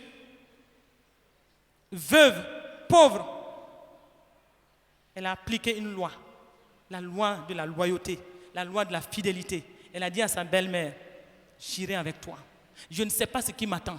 Peut-être même qu'en arrivant là-bas, on peut me tuer. Parce que Dieu avait déclaré clairement dans sa parole qu'il n'y ait point de relation entre ses enfants et les Moabites à cause de leur souche qui était incestueuse. Vous connaissez l'histoire certainement des Moabites. Hein? Sa souche était incestueuse. Qui pouvait parier sur sa vie? Le Seigneur a mis sa main sur elle. Et voilà que de sa souche incestueuse, de ses conditions totalement dépréciées par tout le monde, et personne ne pouvait croire qu'elle pouvait se relever de là, et voilà que Dieu l'a amenée dans la généalogie de Jésus. Amen. Amen. Gloire à Dieu. Et le Seigneur te dit, quitte ce cœur-là. Quitte, quitte, quitte. Si toi-même tu ne quittes pas ces sentiments, il ne peut rien faire avec toi. Il ne peut rien faire avec toi. Il ne peut rien faire avec toi. Il ne peut rien faire avec toi. Et ce soir, le Seigneur te dit aussi, quitte la maison de ton père. Et la maison de ton père, c'est les coutumes, les traditions dans lesquelles nous avons été élevés. Et qu'est-ce qu'on dit là? On dit, mais c'est une fille j'ai assisté un jour, j'étais dans une famille un jour et on venait d'annoncer l'accouchement d'une voisine et on avait dit que la voisine venait d'accoucher et un homme était à côté, il a demandé mais qu'est-ce qu'elle a eu? Et on lui a dit c'est une fille. Il a fait une fille, qu'elle reste là-bas. Vous voyez jusqu'à quel point nous avons grandi dans des traditions, dans des coutumes, dans des façons de faire qui nous ont dans des stéréotypes, dans des clichés. Et nous sommes confinés, pris en sandwich entre le système du monde et ses traditions. Et nous-mêmes au milieu, avec nos sentiments de défaite, en déconfiture, nous ne croyons pas en nous-mêmes. Nous ne croyons pas en nous-mêmes. Même si le potentiel est là, il est étouffé. Il est étouffé. Mais le Seigneur, à travers cette parole, veut ce soir, il te supplie ce soir, il te dit que tu as de la valeur à ses yeux, il te dit qu'il veut faire de grandes choses avec toi, il te dit qu'il veut aller loin avec toi, il dit qu'il a de grands plans et que c'est toi qui dois réaliser cela. Dieu ne descendra pas sur la terre, il compte sur toi, il compte sur moi, il compte sur nous tous ici. Il veut que nous nous lèvons tous ensemble comme une seule femme pour réaliser ce qu'il donne à nos vies. Mais il veut ce soir aussi guérir totalement ton cœur à travers juste un mot, à travers juste une parole. Et le Seigneur veut que nous quittons ces filets qui nous tiennent et qui font que nous ne pouvons pas nous mouvoir. Et vous voyez, et moi je rends grâce à Dieu. Je rends grâce à Dieu pour papa. Et au Burkina, je sais que il n'y avait pas de femmes pasteurs jusque-là. Il y avait quelques femmes évangélistes, mais il n'y avait pas encore de femmes pasteurs. Et en janvier dernier, papa a osé me nommer pasteur de l'église locale. Amen. Et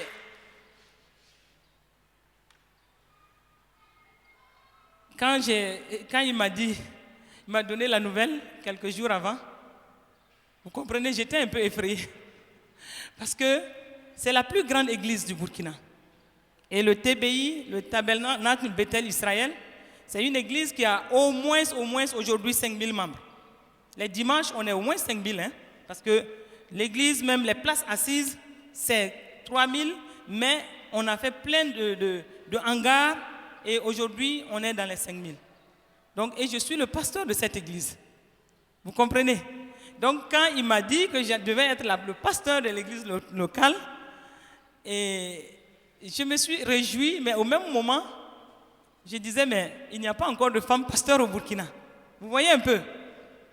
Et on est pris toujours dans ces pensées, oui, tout ce qui se passe autour de nous. Et j'étais en train de dire, j'ai dit, mais comment ça sera vu? Et les autres pasteurs, ils disent, oui, mais ils sont là, mais ils seront tes adjoints. Amen.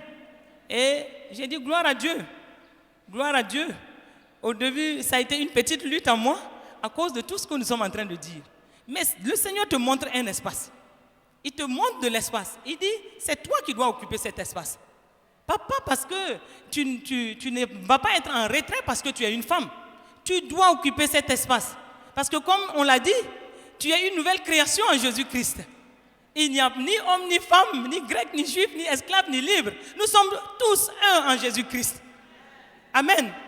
Et j'occupe, et je suis en train de jouer mon rôle de pasteur de l'église locale. Et tout se passe bien, gloire à Dieu. Amen. Et je prêche régulièrement, et tout se passe bien. Gloire à Dieu. Et je dis, quand je dis qu'il a osé, parce que c'était la première fois. Et il m'a dit que, juste après, des pasteurs, lors d'une réunion, l'ont félicité. Et lui ont dit, nous avons des femmes bien formées, bien équipées, mais nous n'osions pas les placer comme pasteurs. Parce que personne ne l'avait fait encore ici au Burkina. Pourtant, chez les anglophones, il y en a.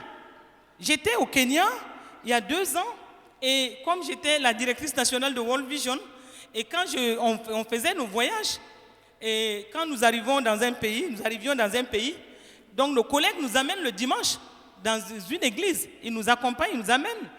Et à la fin du culte, on attendait toujours pour saluer les responsables de l'église. Et donc, à la fin du culte au Kenya, nous étions sous un hangar, on attendait le pasteur principal de l'église. Et entre-temps, il y a deux dames qui sont venues s'asseoir avec nous. Et moi, j'ai cru que c'était pour nous tenir compagnie, en attendant que le pasteur principal ne vienne, quoi. Et 15 minutes plus tard, nos collègues ont dit, bon, ça y est, nous allons partir. Et j'ai demandé, mais on attendait le pasteur principal. Et la sœur qui m'avait accompagné a pouffé de rire. Elle dit que c'est la petite dame là. Et l'église avait 4000 membres. Et c'est elle qui a reçu le ministère, l'appel. Et son mari est pasteur dans cette église, mais pasteur associé. Mais c'est elle le pasteur principal de cette église. Et j'ai dit, mais quoi? C'est elle le pasteur? Oui, c'est la petite dame là. C'est elle le pasteur principal. Et on me dit qu'elle a plus de 200 églises dans le pays. Et son ministère est très florissant. Et aujourd'hui, nous voyons des femmes pasteurs, des femmes apôtres, des femmes dans le milieu anglophone, c'est partout. Et ça ne les choque même pas. Mais vous comprenez? La francophonie a besoin de se réveiller. Amen. Et je crois que vous allez vous réveiller. Parce qu'une sémence est en train d'être déposée dans vos vies et je crois que vous ne devez plus être les mêmes. Amen, amen, amen. Vous devez être guéris de nos traditions. Nous devons être guéris de nos traditions, de nos coutumes, de toutes les traditions même qui sont dans l'église et qui nous bloquent, qui font que nous n'arrivons pas à prendre nos places et qui font que l'église manque de ministres. Souvent des dons parce que c'est tenu par une femme. Et on ne veut pas reconnaître. Quand ça passe par une femme, on commence à dire, attention là, est-ce que ce n'est pas Jézabel? Oui, c'est ce qui se passe. Et c'est pourquoi j'ai dit, on tue souvent par un silencieux le travail des femmes. Et nous devons faire attention, nous devons ouvrir nos yeux, nous devons comprendre que nous devons agir autrement. Et nous les femmes, nous devons aussi oser. Nous devons oser. Et je rends grâce toujours à Dieu pour papa. Parce que quand j'étais aussi bien au Mali comme au Niger, je prêchais déjà. Mais c'était dans les églises, pas plus de 500 membres, quoi. Et c'était le maximum. Mais dès que je suis arrivé au Burkina, il m'a poussé. Il m'a encouragé. Et il m'a dit, vas-y, tu as l'onction, tu as l'Esprit de Dieu en toi. Et il m'a dit, abandonne-toi entre les mains du Saint-Esprit. Ne cherche pas à comprendre qu'est-ce qui se passe dans l'assemblée. Et vas-y, prêche. Et quand je prêche, les premiers moments, il était derrière. Et lui, il était le premier à dire Amen, Amen. Gloire à Dieu. Et ça m'encourageait. Et je me disais, si papa même dit Amen, c'est que je peux y aller. Gloire à Dieu. Et donc, quand lui, il disait Amen, c'est toute l'assemblée qui disait Amen. Mais il m'a poussé. Et aujourd'hui, ce n'est plus un problème pour moi. Parce que souvent, on se laisse prendre dans le filet du regard. On se laisse prendre dans le filet du jugement. On se laisse prendre dans le filet des jalousies et du mépris. Et nous devons justement sortir de tout cela. C'est pourquoi le Seigneur veut ce soir que tu sois guéri de tout cela. Il veut que toute timidité te quitte parce qu'il veut faire des choses avec toi. S'il ne t'a pas donné un esprit de timidité, il t'a donné un esprit de force et de puissance. Et tu dois te lever. Il t'a dit, il n'y a ni grec ni juif, ni esclave ni libre, ni homme ni femme. Et le même esprit qui est en l'homme, c'est le même esprit qui est en toi. Lève-toi et brille. Lève-toi et brille parce que la gloire de Dieu est sur toi. Lève-toi et brille. Sors de tes carcans. Sors de tout ce qui te bloquait. Parce que le Seigneur a quelque chose pour toi.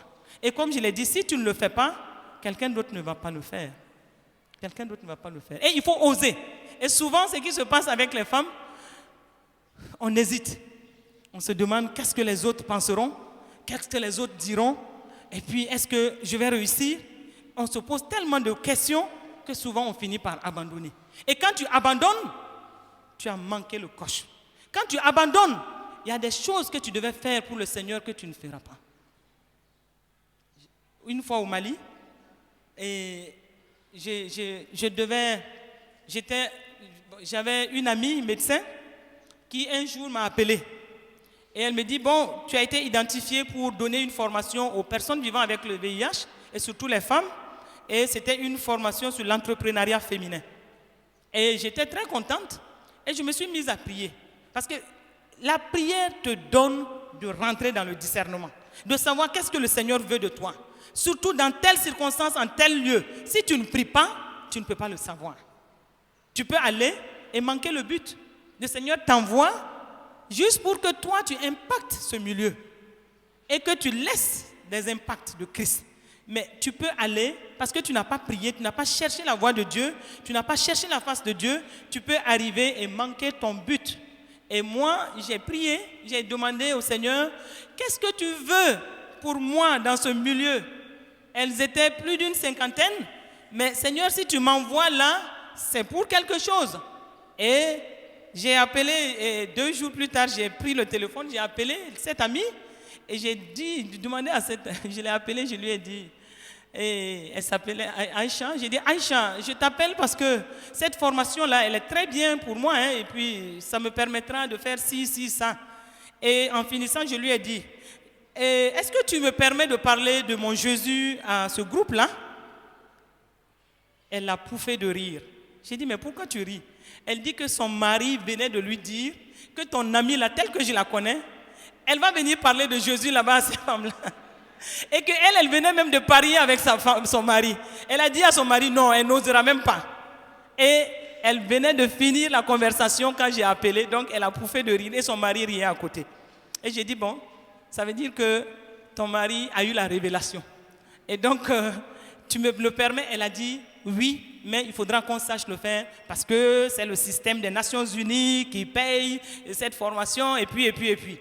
Bon, on est arrivé. J'ai dit, bon, je saurais faire. Parce que on avait des temps de pause. J'ai commencé à parler aux femmes l'une après l'autre de Jésus. Et à ma grande surprise, à midi, pendant le temps de repas, c'est la présidente des femmes qui est venue vers moi et qui vient me dire que, madame, ce que vous êtes en train de dire aux autres femmes là, ça intéresse tout le groupe. J'ai dit, ah bon? Ah, si ça intéresse tout le groupe, est-ce que vous pouvez demander aux organisateurs de nous donner de l'espace pour qu'on puisse parler à tout le monde à la fois? Et ce sont elles qui ont exigé qu'on nous donne 2 heures pour parler du Seigneur Jésus à cette formation.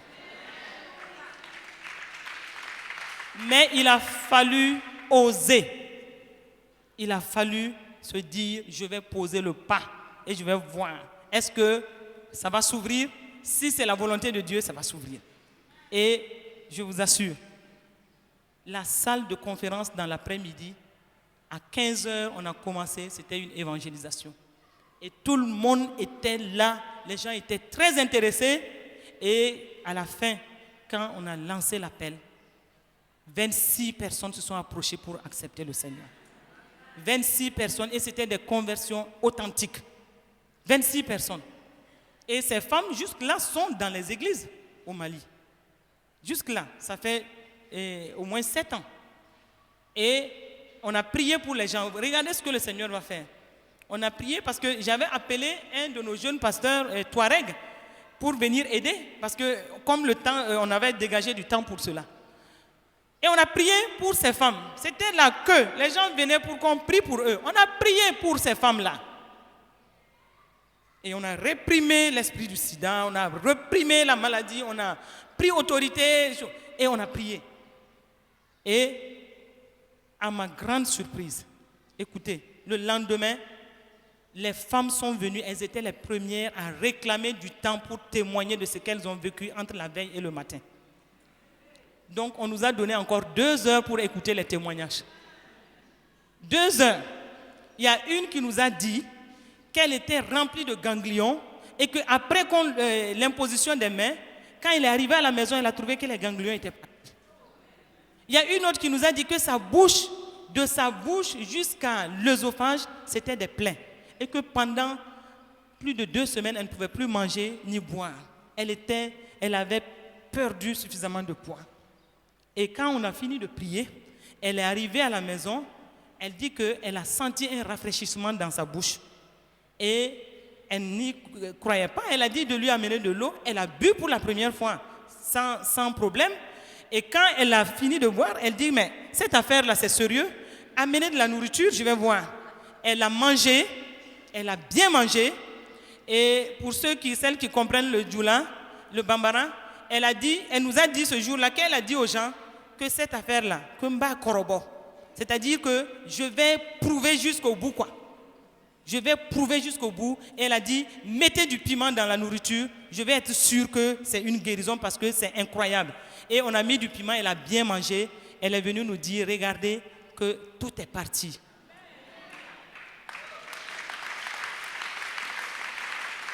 Et les femmes, vous savez, comme papa le disait l'autre jour, souvent c'est dans le milieu chrétien que les gens croient difficilement. Mais les autres qui viennent des autres milieux, c'est instantané, c'est tout de suite.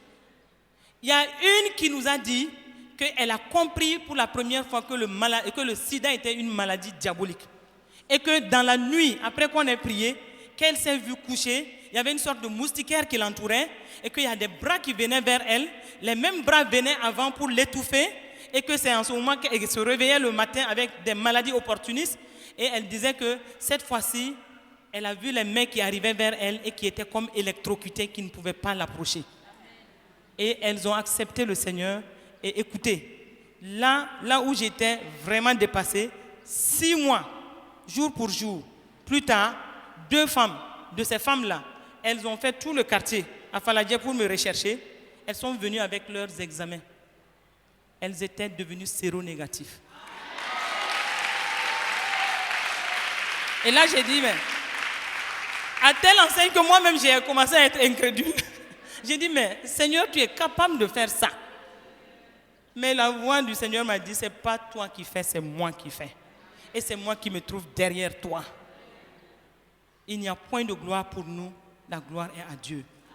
Mais les résultats étaient nets. Positifs d'un côté, elle a fait 2 fois les examens, après négatifs. Les 2. Elles sont venues me montrer les résultats. Mais si je n'avais pas osé, nous allons aller rapidement pour terminer. Et donc, je voulais dire au pasteur, papa, moi, m'a encouragé, il m'a poussé, il m'a mis devant. Et aujourd'hui, vraiment, je rends grâce à Dieu. Mais je crois que chacun, à tous les niveaux, les pasteurs doivent encourager les sœurs. Si vous êtes là, pasteur, je ne sais pas, encouragez les sœurs, poussez-les, mettez-les à l'avant et vous allez voir des choses glorieuses qui vont se passer avec les femmes. Amen. Et donc, nous devons, nous aussi les femmes, nous redéployer dans notre mentalité. Nous devons nous redéployer dans notre mentalité. Comme je l'ai dit, nous sommes des nouvelles créations et nous sommes enrichis de la présence de Christ. Et il y a certaines choses qu'on ne doit plus voir au milieu de nous. Parce que si nous ne sommes pas dans l'unité, le Seigneur ne peut pas agir avec nous. Et nous devons sortir du système de monde, c'est sortir aussi des querelles qui ne font que nuire le ministère, des querelles qui ne font que nous bloquer. Nous-mêmes, nous sommes bloqués, notre entourage est bloqué, nos familles sont bloquées, le ministère est bloqué. Et nous devons sortir de tout cela. Et nous devons arrêter pour dire que nous sommes des femmes redéployées, parce que nous sommes de nouvelles créations. Nous devons arrêter les critiques, les jalousies et les mesquineries de femmes. Ça aussi, c'est nous, quoi. Ça, c'est les femmes. Et nous devons arrêter cela. Si nous voulons que le Seigneur nous utilise, nous devons rester dans l'humilité. Nous devons rester dans la sagesse d'en haut, qui est pure, pacifique, conciliante. Et c'est par cette sagesse qu'on nous reconnaîtra comme filles authentiques de Dieu. Et nous devons être aussi non seulement obéissantes à l'ordre du Seigneur, obéissantes aussi à nos autorités, et nous devons être remplis d'amour. Et ça, c'est un domaine critique. Et l'amour porte plusieurs noms. L'amour, c'est la compassion. L'amour, c'est la miséricorde. L'amour, c'est la bonté. L'amour, c'est le pardon. Et voilà un domaine où les femmes, c'est difficile. Je ne sais pas si c'est dû au fait que nous sommes complexes. Nous sommes des êtres raffinés, doublement raffinés, complexes.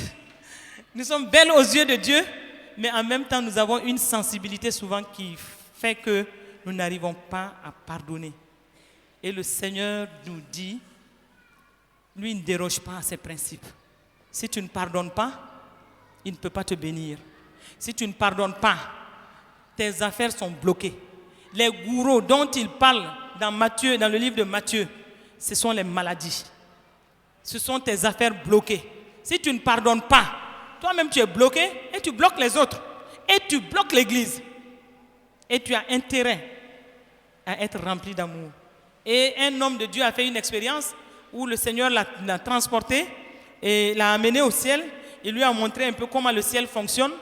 Et il lui a même montré à la porte du ciel comment les gens finissent leur vie et comment ils viennent pour rentrer dans la porte du paradis.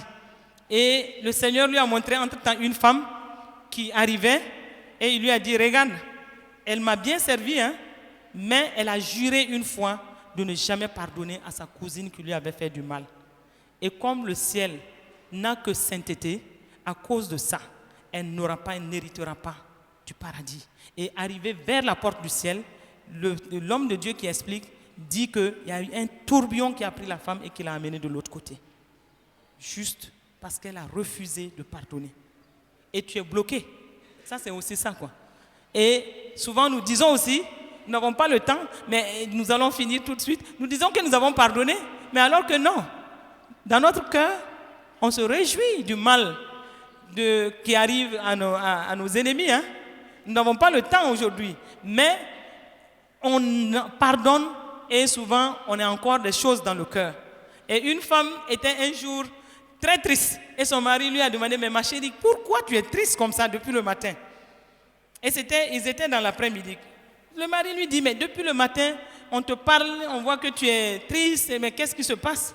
Et la femme qui s'arrête, alors que c'est une grande intercesseuse, et elle a dit à son mari, ah oui, je vois que tu as oublié, hein? C'est exactement le 7e anniversaire du jour où tu m'as trompé avec telle autre femme. Et quand elle a dit cela, elle est rentrée sortir la chemise que l'homme avait portée ce jour-là. Voici la chemise même que tu portais ce jour-là. Et tu as oublié. Je comprends que toi tu as oublié, mais moi je n'ai pas oublié. Hein? Alors que la parole de Dieu est claire. Quand tu te tiens devant Dieu pour crier à Dieu, tu dois être sûr que tu as réglé tous ces problèmes pour que ton offrande, pour que ta prière soit acceptée par le Seigneur. Et autant les pasteurs doivent encourager les femmes aussi doivent montrer une qualité de service.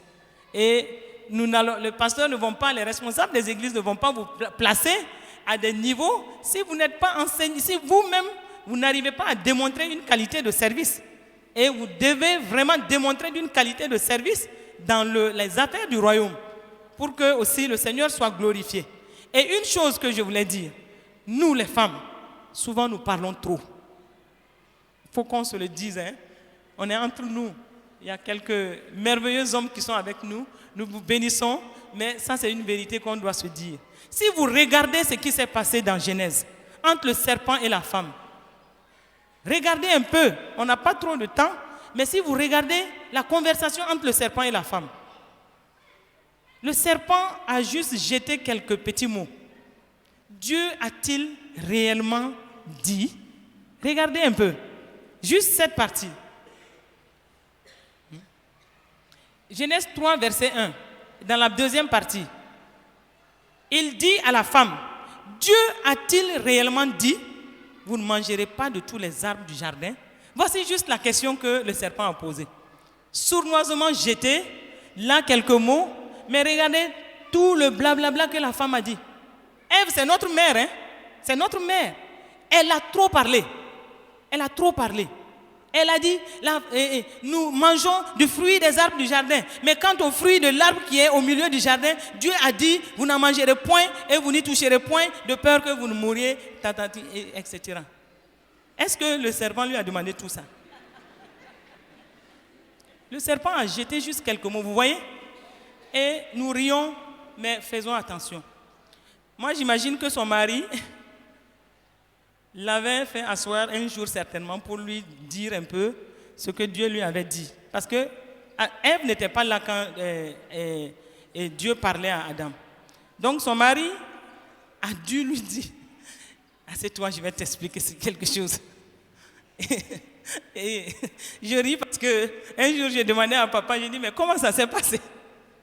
Comment ils ont pu avoir la conversation? Et je lui ai dit, il dit, mais pourquoi tu penses à tout ça? J'ai dit non, parce que j'imagine qu'en tant que couple, Adam a dû expliquer à sa femme tout ce que Dieu lui a dit, quoi. Et il a dû lui dire, assieds-toi. Et papa me dit, mais je ne sais pas, si je n'étais pas là-bas, je ne sais pas s'il a dit de s'asseoir ou bien s'il était debout. Mais dans tous les cas, en tant que couple, là, ils ont dû parler. Mais l'homme lui a donné un secret. Mais qu'est-ce qui s'est passé ici? Le serpent a juste jeté quelques mots, elle a tout sorti. Elle a tout sorti et pas de la bonne façon. Et vous voyez ce que ça nous a entraîné. Là où ça nous a entraîné, c'est pour dire que souvent nous parlons trop. Et nous livrons les secrets même de nos familles. Les secrets que Dieu nous donne. Souvent nous livrons ces secrets. Et souvent ça met Dieu dans un embarras. Ça met nos maris dans un embarras. Et vous voyez, et moi quand j'imagine cette scène, j'ai dit, Adam aurait été, normalement il devait être dur envers sa femme. Même par moment on a besoin qu'on nous tape un peu dessus. Parce que peut-être que ça nous aurait évité tout ce qui a été. Mais elle a trop parlé et nous parlons trop. Et nous devons faire attention à ce côté. Nous devons faire attention à ce côté. Et nous devons, comme je l'ai dit, quitter toutes nos mesquineries. Nos mesquineries et nous souvent aussi nous sommes influençables. Influençables et compte tenu certainement de notre sensibilité et aussi, comme je l'ai dit, souvent nous sommes dans des attitudes qui nous éloignent de ce que Dieu veut faire avec nous. Ouais. Moi je sais que j'ai été nommé pasteur, j'ai dit, les gens ne comprennent pas d'ailleurs toute la responsabilité que cela suppose. Parce que souvent, jusqu'à 2h, 3h du matin, c'est des coups de fil, c'est beaucoup de choses que je dois gérer. Et les gens ne comprennent même pas tout cela. Mais au même moment, il y a eu des femmes qui ont trouvé le moyen de développer des jalousies. Et de dire, mais pourquoi c'est elle qui doit être pasteur pour la première fois? Et nous sommes souvent dans ça aussi. Nous devons quitter ça. Pourquoi c'est elle pour la première fois qui doit s'asseoir à la chaire? Et une fois, je prêchais et j'avais prêché un message sur l'amour et beaucoup de gens m'ont dit qu'ils ont été tellement touchés, les gens expliquaient. Et vous voyez, souvent, nous les femmes, nous restons vraiment très limités. Et il y a une femme qui dit, on parlait de ce message-là et elle a dit, je ne sais même pas de quelle partie vous parlez dans le message. Les gens lui disent, mais tu vois, telle partie a touché tellement les gens, il y a des gens qui tombaient. Elle dit, moi je n'écoutais même pas le message. C'était sa robe que j'ai regardée en ce moment. et vous voyez, et ça, on trouve ça dans le milieu de femmes. C'est pour dire que tout ça là, sortons de ça. Sortons de ça. Et moi, je sais que Dieu veut faire de grandes choses avec les femmes. Quand vous vous lèverez, vous allez voir ce que Dieu va faire dans ce Sénégal avec vous. Quand vous allez vous mettre main dans la main, dans l'amour, sans rancœur, sans sentiments négatifs les unes envers les autres, vous allez voir de grandes choses se passer. Et moi, je le dis, au Burkina, nous sommes en train d'expérimenter beaucoup de grandes choses. Nous avons eu un temps de compassion pour les gens et les personnes démunies en décembre. Et je vous dis, on a vécu des miracles, des miracles. On a invité 300 veuves. Et ça, c'est la parenthèse. Occupez-vous des veuves. Occupez-vous de veuves. C'est un chemin de bénédiction pour vous, surtout vous en tant que femme. Si vous vous occupez des veuves, Dieu fera de grandes choses dans votre vie. Et il ne vous oubliera pas. Dieu tient, le cœur de Dieu bat pour la veuve. Et donc, nous avons invité des veuves. 300 veuves qu'on a invitées, mais elles sont venues 600. On était étonnés. On a préparé un repas et à la fin, on a eu un temps, toute une journée avec elles, pour les entourer, pour leur manifester l'amour, pour être proche d'elles, les écouter. Et on a mis en place un partenariat entre les sœurs